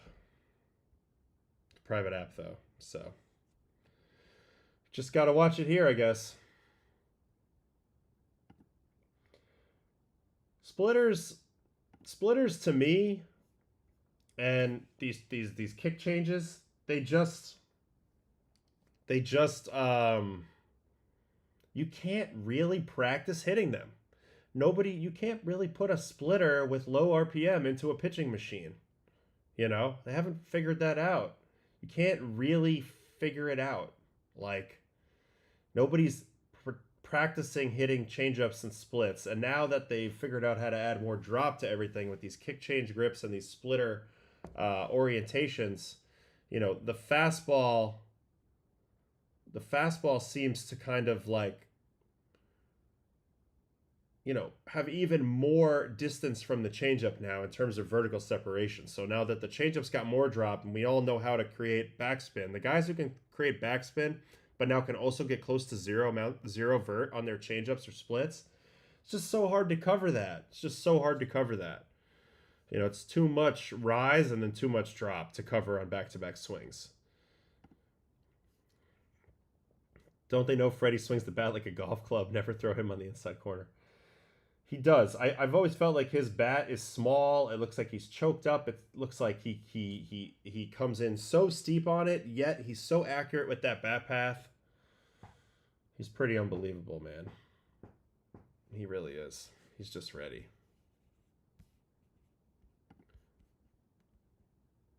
I don't think that this affects much. I think that once you get used to the overall shape of the pitch, you just anticipate getting ahead of it and beating it to the spot. Obviously, pitches with more movement at faster velocities make it a little tougher, but I don't think it's so much about the spin rate necessarily. Maybe a little bit, but only because the spin rate increases a pitcher's ceiling on their movement of a pitch, not so much because of the spin itself, I would say. So shocking what the Mariners have done to the Jays. No, the Blue Jays don't know what hit them. They're going to need a heroic Game 3 to get the momentum back on their side, or they're toast. McGill just punched out Edman. So they're through that, and we'll see what the decision is for the 8th. Looks like Snell's going to go back out. Oh, he's sitting there. He's looking at his binder. No, he's going to go back out, it looks like. Yeah, I bet he goes back out in a second. Wow. He's pretty locked in on his scouting. Yeah, I mean, look, Toronto's going to have a really good, clean game, Game 3 here. They're going to be facing a tough pitcher. They're going to have a great offensive, approach, regardless of who it is. Probably Kirby or Castillo, I would imagine. And then Bieber's going to have to throw a great game and find a way to get kind of into it. And then, they're just going to have to play a clean game. It's simple as that. It's one game. Anybody can beat anybody on one day, but they're going to have to play a clean game. These 2 games at home did not go well for them.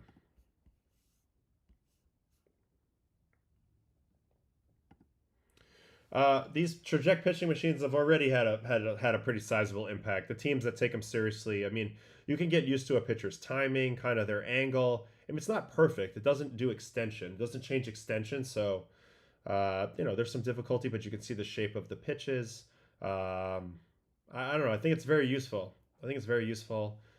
Teams I was on used it. I know the Red Sox were big on it. I know a lot of teams use it. Now, especially, they've come up with balls that don't hurt your hands if you get jammed or off the end or whatever, but they still have the same action. That's a big deal because now you can practice and not, feel the pain. You can practice something difficult but not face a consequence that will affect you in game. So I think, yes, the traject pitching machines are a big deal. I really think so. What's the difference between a split and a Vulcan change? It's just the grip. Hold on, I got a ball here. The split is splitter is between the pointer and the middle, right? And there's a bunch of different orientations. I'm just showing you this way. You can throw it like this way. You can throw it this way. I mean, there's a million different ways to throw split. Not a million, but there's plenty. Vulcan, the only difference is you're holding it Vulcan, like your Spock. So instead of, now you're just splitting it between the middle and the ring. And why people do this is because it kills more speed. Ultimately, your ring finger is weaker than your pointer finger. So a lot of times what will happen in a pitch like this is your middle finger will kind of drop early and you end up pushing it with your ring. So you get the same action that you want, like with whatever spin you're trying to put on the ball, but it's pushed by a ring finger, and ring fingers are weaker, so that will make the pitch go slower. And that's what a lot of people want, so that's why a lot of people throw Vulcan changeups as opposed to regular splitters. I hope that's the answer that you're looking for.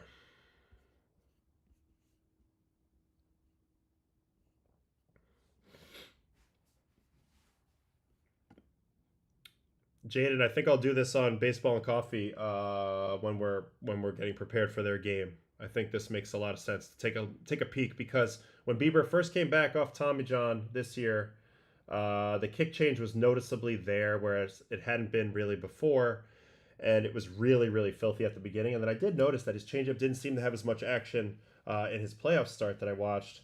So we'll dig into that a little bit, and we'll see how that shows up, because that's something that was actively making his stuff better than before. Like, that was a stuff upgrade as opposed to just like, oh, got great command or sequencing. That was a stuff upgrade. So we'll see if that holds.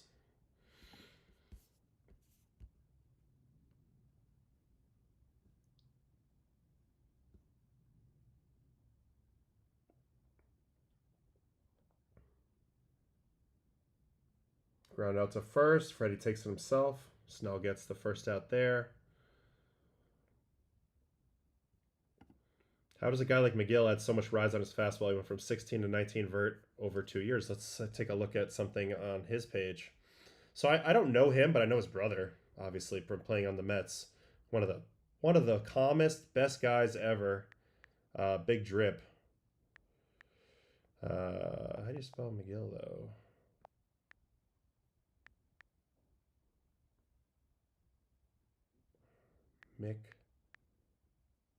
McGill. What the hell's going on?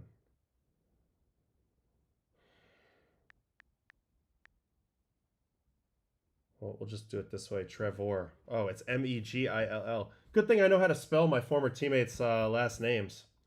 What's wrong with me? Good thing. Okay, so anyway, let's go look at his active spin and his arm angle.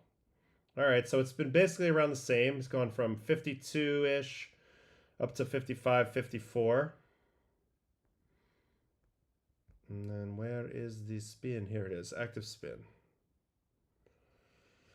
All right, so 2021, his four-seam was only at 83% active spin. That's not nearly tapping into all of your possible, you want your seam orientation, if you can, perfectly at 100% active spin, which means the ball would be perfectly back spinning with the seams perfectly square in the direction you're traveling, right? Any little deviation off perfect, and that number comes down from 100.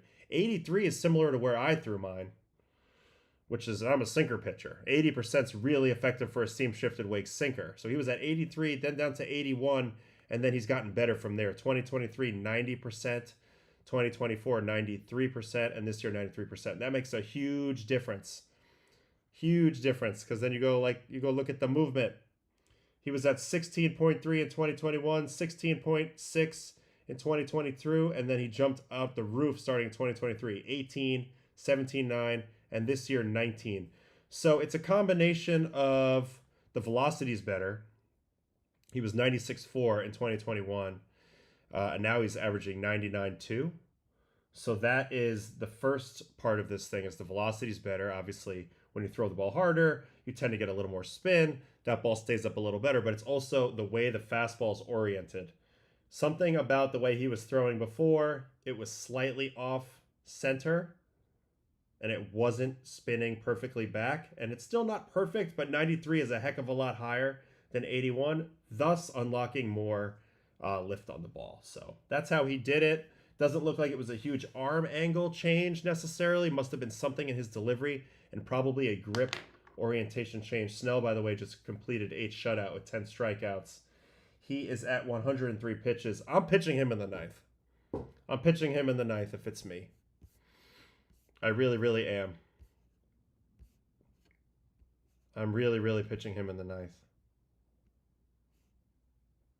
Anyway, so that's McGill. That's my little breakdown on McGill. Let's swap over here and see Snell. Yeah, wow, Snell is right. I mean, wow, Snell is absolutely right.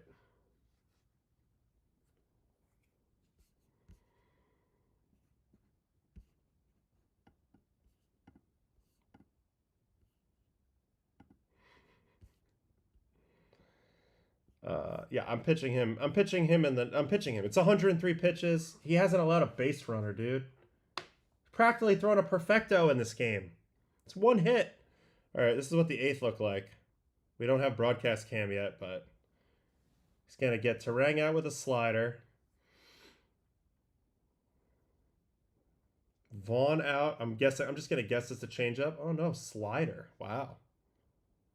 Gets him to roll over to third. And then Sal Frelick gets called out on a curveball. 3-2 hammer. Locke Johnson. So he's got the bottom of the order too. It's gonna be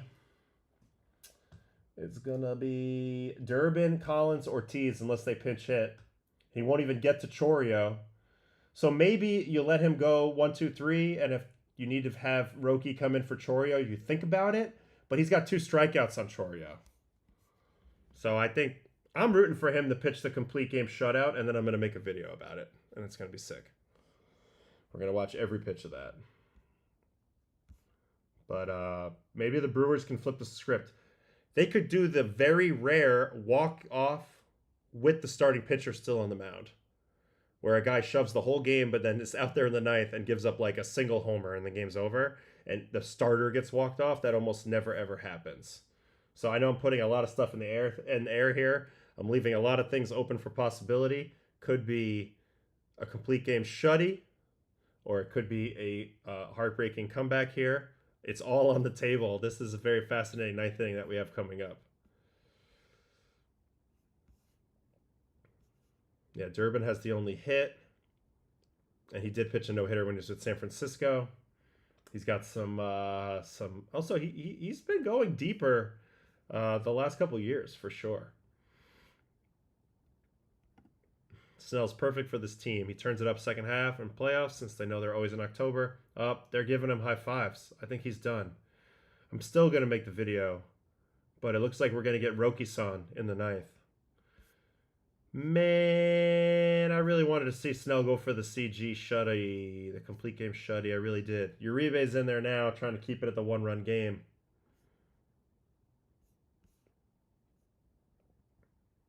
Ooh. Got a little basic question. What's the difference of a four-seam and a two-seam? A four-seam is gripped this way on the seams so that when you throw it, you got 1, 2, 3, 4 seams gripping the air. Whereas a two-seam fastball, you switch the orientation this way, and then it's only the 1, 2, and then there's nothing on this side, right? No cross seams, so that's why it's called a two-seam. Now, a two-seam is also classified as a sinker. And there are multiple ways to throw that, but yes, that's the difference. Basic, very basic two-seam versus four-seam. It's all about which way the ball is touching. And then there's a question here, did I ever mess around with a one-seam? Yeah. At one point, I threw a one-seam sinker kind of like this when I was in AAA Memphis. Trying to get that one-seam. But that was when I was trying to be a little more, like the Cardinals wanted me to be a little more over the top, driving the ball down, which is not really my game, but I tried to do it for a while, throw some sinkers down. The one seam was a pretty good orientation when my slot was a little higher. So.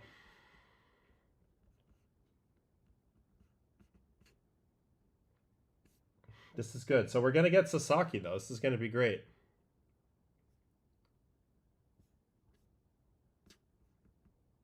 Oh, I'm going to make that video. As soon as this game is over and we hang up on the stream, I'm putting 30 minutes in on Blake Snell, assuming they win it, because if they don't win it, I mean, it's still probably worth it. But then you gotta really think more about this Brewers comeback here. Uribe walks Max Muncy to lead off the ninth. Interesting. All right, let's see. I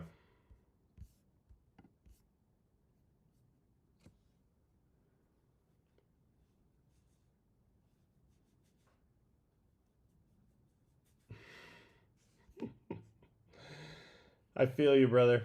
I feel you.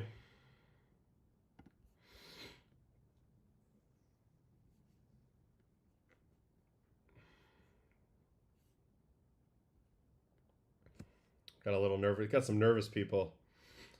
Let's watch Snell from the broadcast here for these last 3 outs. 2 balls and a strike. That's a good pitch. So slider down. Vaughn. I thought slider was a little risky here. If you miss middle down with it, you get in trouble, but he gets it below the zone. Really good location there. And then Frelick, I'll watch this whole at bat. Curveball strike. 0-1 pitch. Bouncing ball foul. Four-seam in. Here's the 0-2.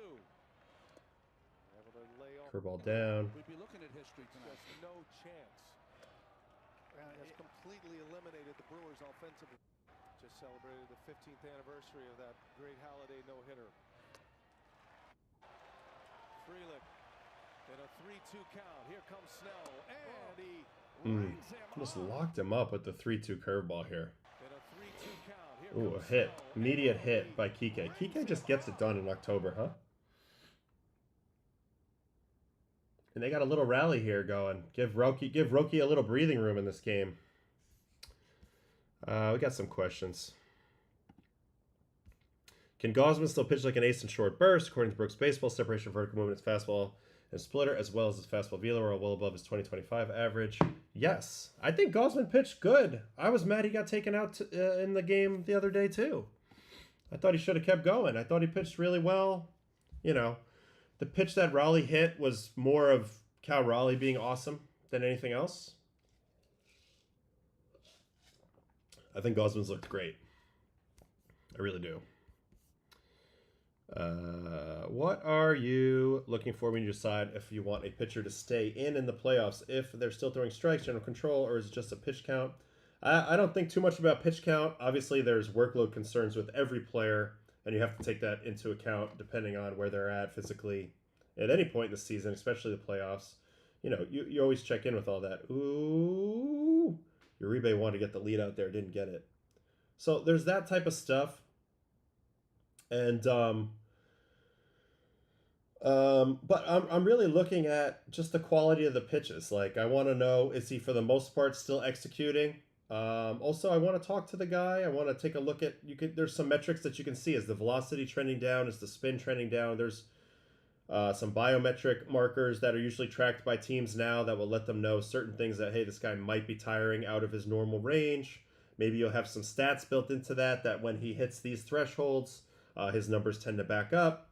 Whatever, you'd be looking at all that. But in reality, I'm just watching the game and I'm seeing the quality of the at-bats, seeing if the other team's making adjustments, seeing if he's still in control of things.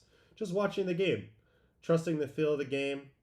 And it doesn't mean you don't always have somebody ready or be able to be ready at a moment's notice.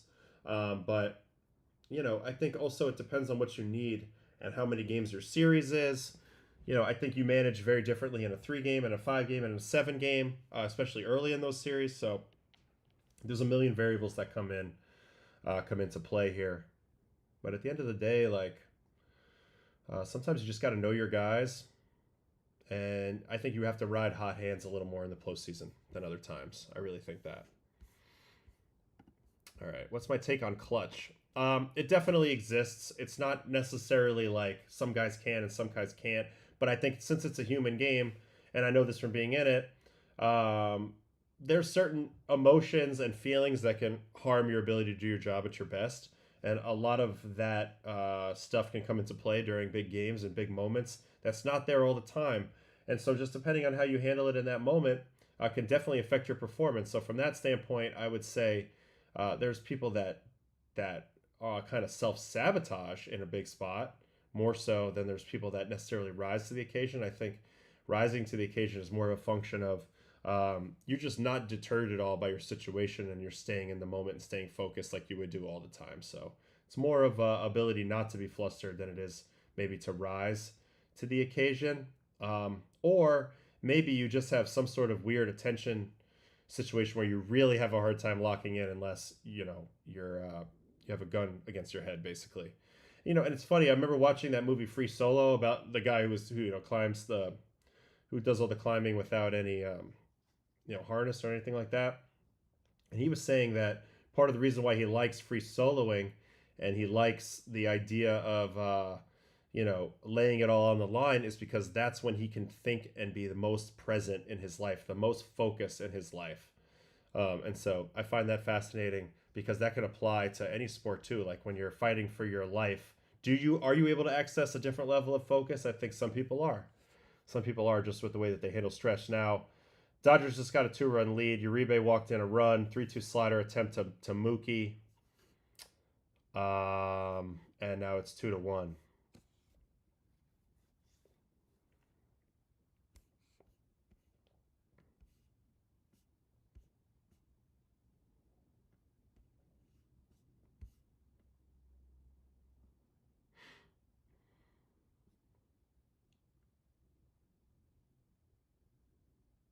Another ball. So they're going to wait out Uribe. He's thrown a lot of pitches already, 17 pitches.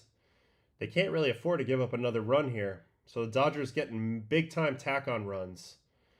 And I would say tack-on runs are like really one of those things that buries a team psychologically. When you've been fighting from behind and you kind of feel like you know what it takes to make the comeback, whenever it's an extra run here, an extra run there, It always makes it tougher.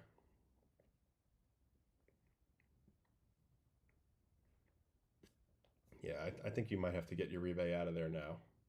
I agree. Saving Souls Ministries. We'll see how he does with this at bat. Alex Call clearly trying to get a walk. 2-0, not even attempting the swing, trying to bend out of the way and get a ball 3. It's interesting. All right.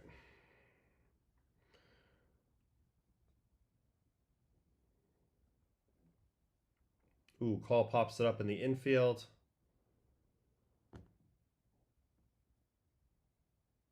Easy play.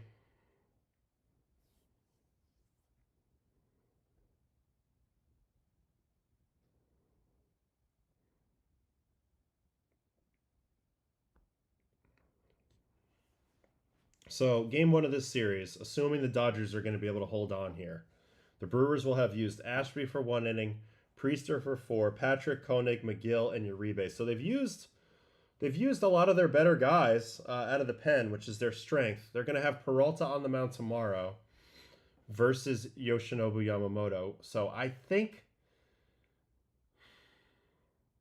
they kind of know what they're up against here, and that's why he chased it a little bit here, even though they were down a run. I think you have to chase in this case in the playoffs. You feel like your team's a big rally team, you can come back. But maybe in the effort of chasing this one, they might overexpose a little bit of the bullpen here. A little bit. Everybody's now seen these guys. They get a look at Ashby, Patrick, Koenig, McGill, Uribe. Big, long look at Uribe. So that doesn't bode especially well as this series will continue. So this is a little bit of a double whammy for the Brewers. They might lose this game and also give the Dodgers a lot of look at what they wanted to do anyway. So what's this question here? Most chaotic game? That's a good question, but ooh, Freddie. He flies out. So 3 outs, Sasaki coming in. Most chaotic game? I will say I played a lot of them, that were really insane. But do you guys remember the game in 2021 playoffs? It was Red Sox Rays. And there was a weird play in the gap where Hunter Renfroe accidentally hit the ball over the fence. And nobody knew what the rule was for a little while on a ball in play. It got tipped over the wall. And that somehow benefited us that happened. That was a very hectic game. Also, I would say the 14-inning wildcard game that I played in, Rockies-Cubs,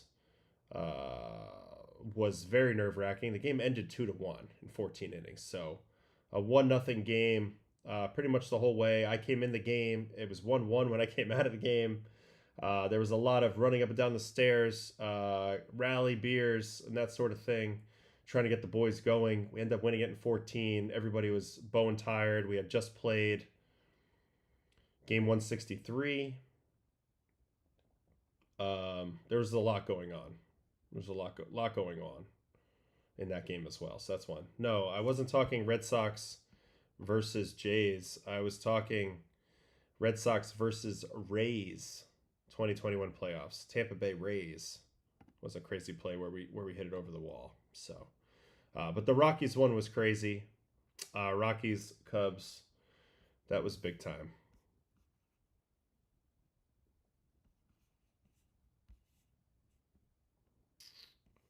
Some more questions here.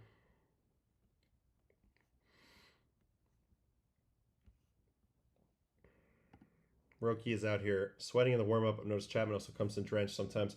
Some guys like to be more warm than others. Like they might do more stuff to get their body going than others. It's also like it might be a muggy night in Milwaukee. I don't know. The roof is closed. There's a lot of body heat out there. He's probably wearing a jacket the whole time. A lot of adrenaline going. Some guys sweat more than others. Maybe you pour water on yourself. I mean, that could look like sweat. There's a lot of different variables here. So the answer could be a lot of different things.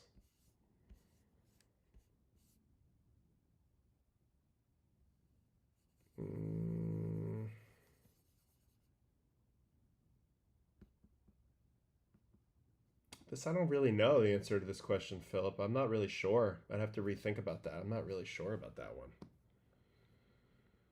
I don't have a great answer for this. Obscure rules.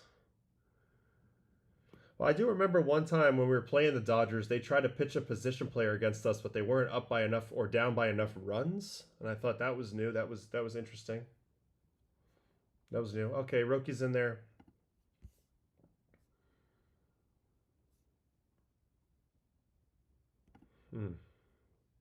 I've noticed Yamamoto has been missing a splitter the last couple games. Why does that happen? How do you fix it?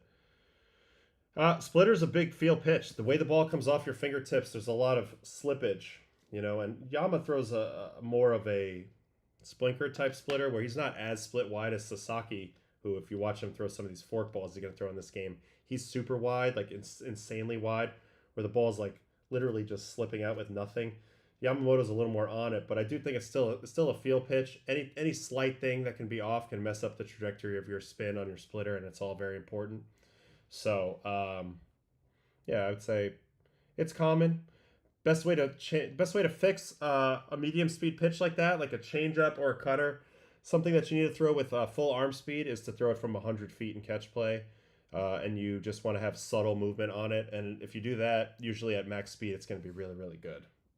It'll be really, really good.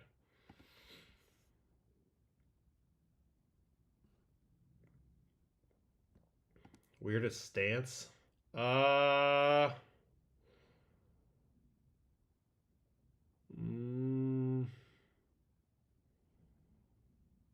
Weirdest stance. I don't know. That's kind of a tough one. I mean, mostly it would just like be guys like really on top of the plate. Like Justin Turner used to be like super on top of the plate. I guess not weird, but just like a little uncomfortable when a guy's like seriously like over the plate. I would say that was always a little weird. Incorrect, Philip. He is in the book. Struck him out with a splitter. I used to throw that in 2010. So he was on the Cubs actually at the time, which is funny because now he manages the Cubs. How about that? Actually, no, he was on the Brewers at the time. So yeah, he's in the book. All right, if Roki gets the second out, I'm gonna say goodnight. Ooh, he just walked somebody. Ooh, okay, tying run on. Tying run on. Roki Sasaki. It's only the second base runner of the game for the Brew Crew. First batter was Durbin. He goes four seam, four seam, four seam. Jams him. And then Isaac Collins walk. Four seam ball. Four seam. Jiha. Splitter. 512 RPM. Ball. Hard pitch to throw for strikes. Fastball away. Ball. And fastball up. Ball. Is Starling Marte as much of a vibe to guys as it seems like it is? He's great. I love Starling. Got along with him really, really well. But honestly, he's so quiet. He's so quiet. Like he's got good vibes, of course. Yes, he's the man. He's a caballo. He's he's a guy that especially the Dominican guys look up to. Like 10+ years in the league. A guy that they all watch probably in winter ball growing up. 5-tool. You know, soft spoken, very mature. But like he doesn't say a whole lot. So I was surprised when Juan Soto called him the captain of the Mets this year. I was like, man, I was like, all right, he's like a big part of the clubhouse culture, but he's not really like a talkative type of guy. So I was surprised by that. But yeah, he's the man. Good dude. Ooh, Sasaki 3-0. This is not great.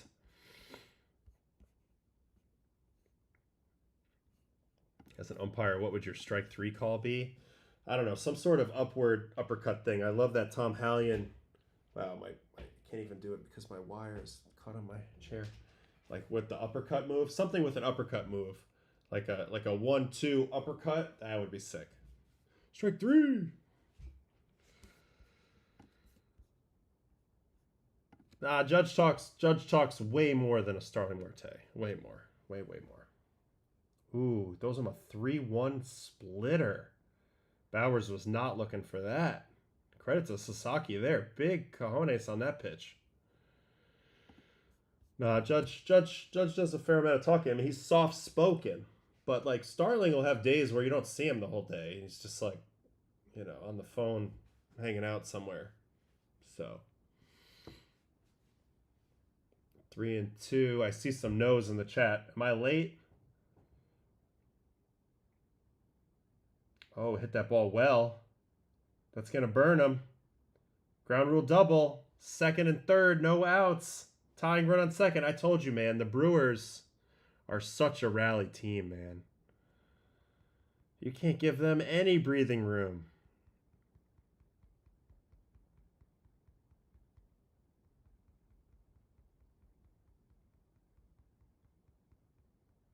Oh my God. Good swing here by Bowers.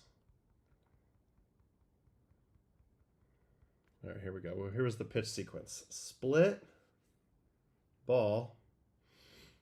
Now this is, mind you, Roki hasn't had a base runner in a while. He went 9 up, 9 down in that game versus the Phillies the other day.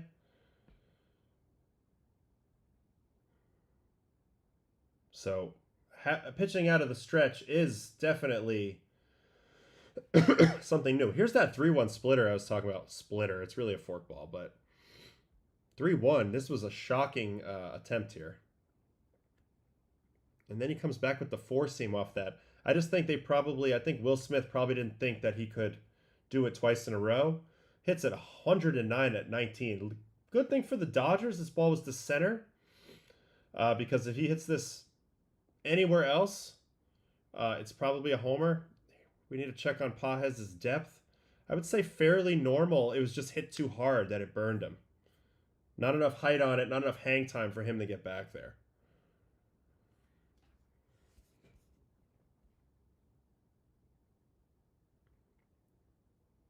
Chourio puts it in play, hits it good. Oh, it's going to be caught. So that's going to get 1 run in. It's going to be 2-1, man on third, 2 outs. Yee. All right, 2-1. 1 out away. We're gonna get the matchup. So it's gonna be Yelich of all people too. Really freaking good hitter. He's had a tough night versus Snell, but he's gonna be shooting this ball the other way. The fork ball, if he can get ahead of the count, the fork ball's interesting. Yeah, I thought that might have been something too. He hits this ball pretty good. All right, Yelich, first pitch, fork ball. This was the swing by Chourio. Got inside it pretty good, but 98-1's just not quite enough.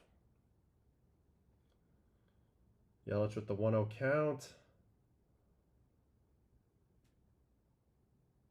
Ooh, disgusting forkball to Yelich. Okay, so you see where this ball went. It went pretty far. Caught on the warning track out there in center. Relay in, they run it on in, and now we set up the showdown. This is as clean as it gets. Tying run on third. You're going to go right at the batter here. 1-1 count. Another splitter. So he's going splitter, splitter, splitter. And the other thing that's interesting about this situation right here is, man, if you throw a wild pitch, the game's tied. So splitter or 4-seam is really scary. Really scary here.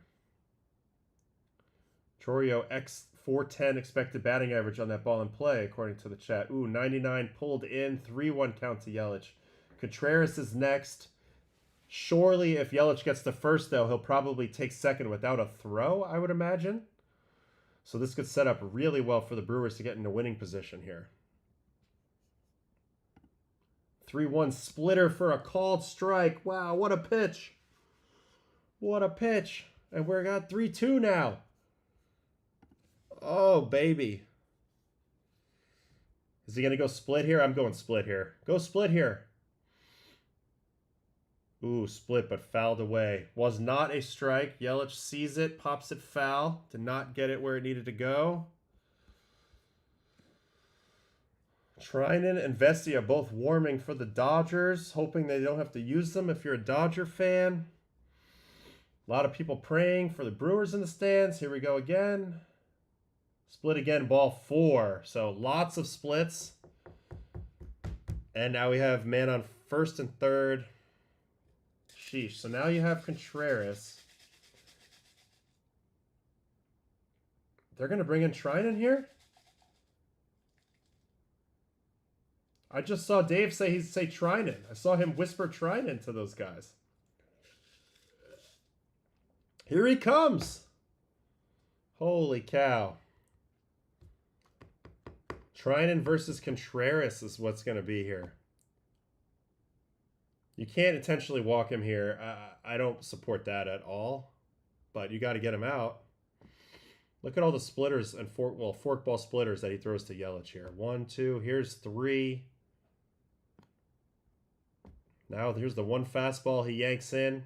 Almost throws it away. And then 3 more splitters. This one was really good. Right on the corner. This one was off the corner that Yelich spoiled. And then this one had great action. But Yelich seen too many of them. So he takes it. So now they're going to Trinan. This is so crazy. Holy cow. First and third. Contreras. Do we have any history between these two guys? I'm sure.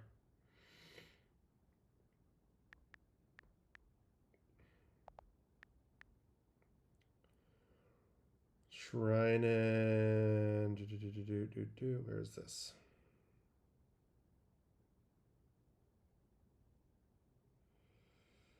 First batter.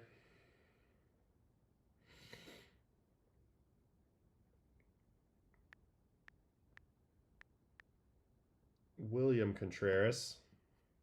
Get results. They have never faced each other. Never faced each other. So advantage Trinan in that way, although he's been a little bit difficult lately. I feel like he hasn't been in tip-top form, although he did throw pretty well in the game the other day when they were losing. So he's coming off one good outing. Man. Even if the Brewers win, messing up Sasaki mentally could be impactful in future games. It is interesting to me that they made this move. I feel like Sasaki's so hard to hit. Both guys got on with walks. They haven't gotten a hit off him yet. Trinan, 280 opponent average during the season. I know you can throw it all out right now. It's all about getting one out. This is an interesting matchup. Sinkers and sweepers versus Contreras. He's never faced him. Let's see how this goes down.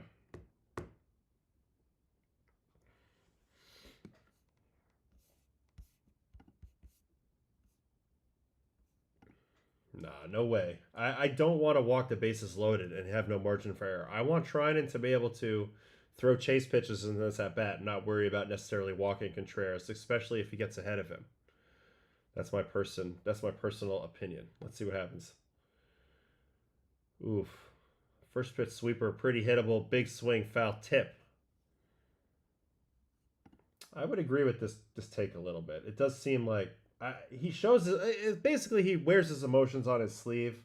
Early in the year, when he was upset with himself, it was obvious. When he's pitching well, it's obvious. Saw a little bit of that tonight. Okay, so there's the steal. We knew that was coming. Yelich takes second. So now a single probably wins the game for the Brewers. You got to do that. They're not really going to throw through there. It's too risky. All right, 1-1 count. Ooh, jams him good with a sinker, gets the 2 strikes. So this is the situation I'm talking about here. You're on 1-2 count. You want to get the strikeout. Most of the time, how do you get a strikeout? You get a chase. You need to be able to get a chase here and not worry about walking him. You have 3 pitches to get a chase and a swing and miss, or to freeze him. So let's see how he goes here. Goes for the chase on this backdoor sweeper. On the sweeper away. First pitch, doesn't get it. Good pitch. Good pitch, good take. Backdoor sinker is available for called strike 3. If he wants it, but you got to paint it. They go fastball up, 4-seam. Don't like that call at all. Takes it, spits on it all day. Now we're at 3-2. But again, this is why you don't walk him necessarily, because you can throw a chase pitch here. You don't have to give in here. I don't think you have to give in here. I think you got to throw a chase pitch. Slider down. Okay, and he does throw the chase pitch, and he doesn't swing. So now it's bases loaded. Now they go ahead and do the walk. Credit to Contreras for laying off. Score is currently 2-1. Dodgers over Brewers. Bases loaded, 2 outs. Bottom of the ninth. Contreras just drew a walk, and it's going to be Terang. Now you don't have a great matchup. Lefty versus righty. Has Terang faced Treinen before? Where is Treinen's mental at right now? Look at this last pitch. It's not a good angle, but look at the layoff on the sweeper by Contreras. Lays off it. He's juiced. And now it's Terang. They're talking out. They're out there giving him the speech. Seeing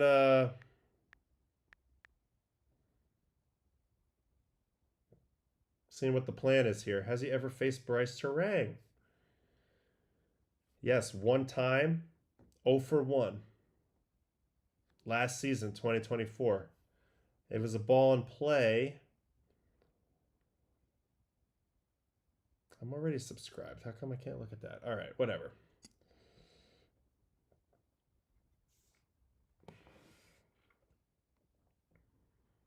First pitch.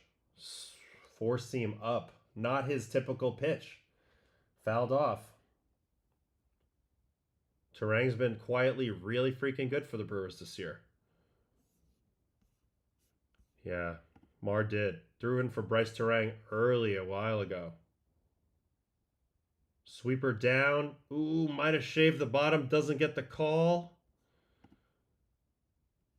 Score is 2-1, bottom of the ninth. Bases loaded.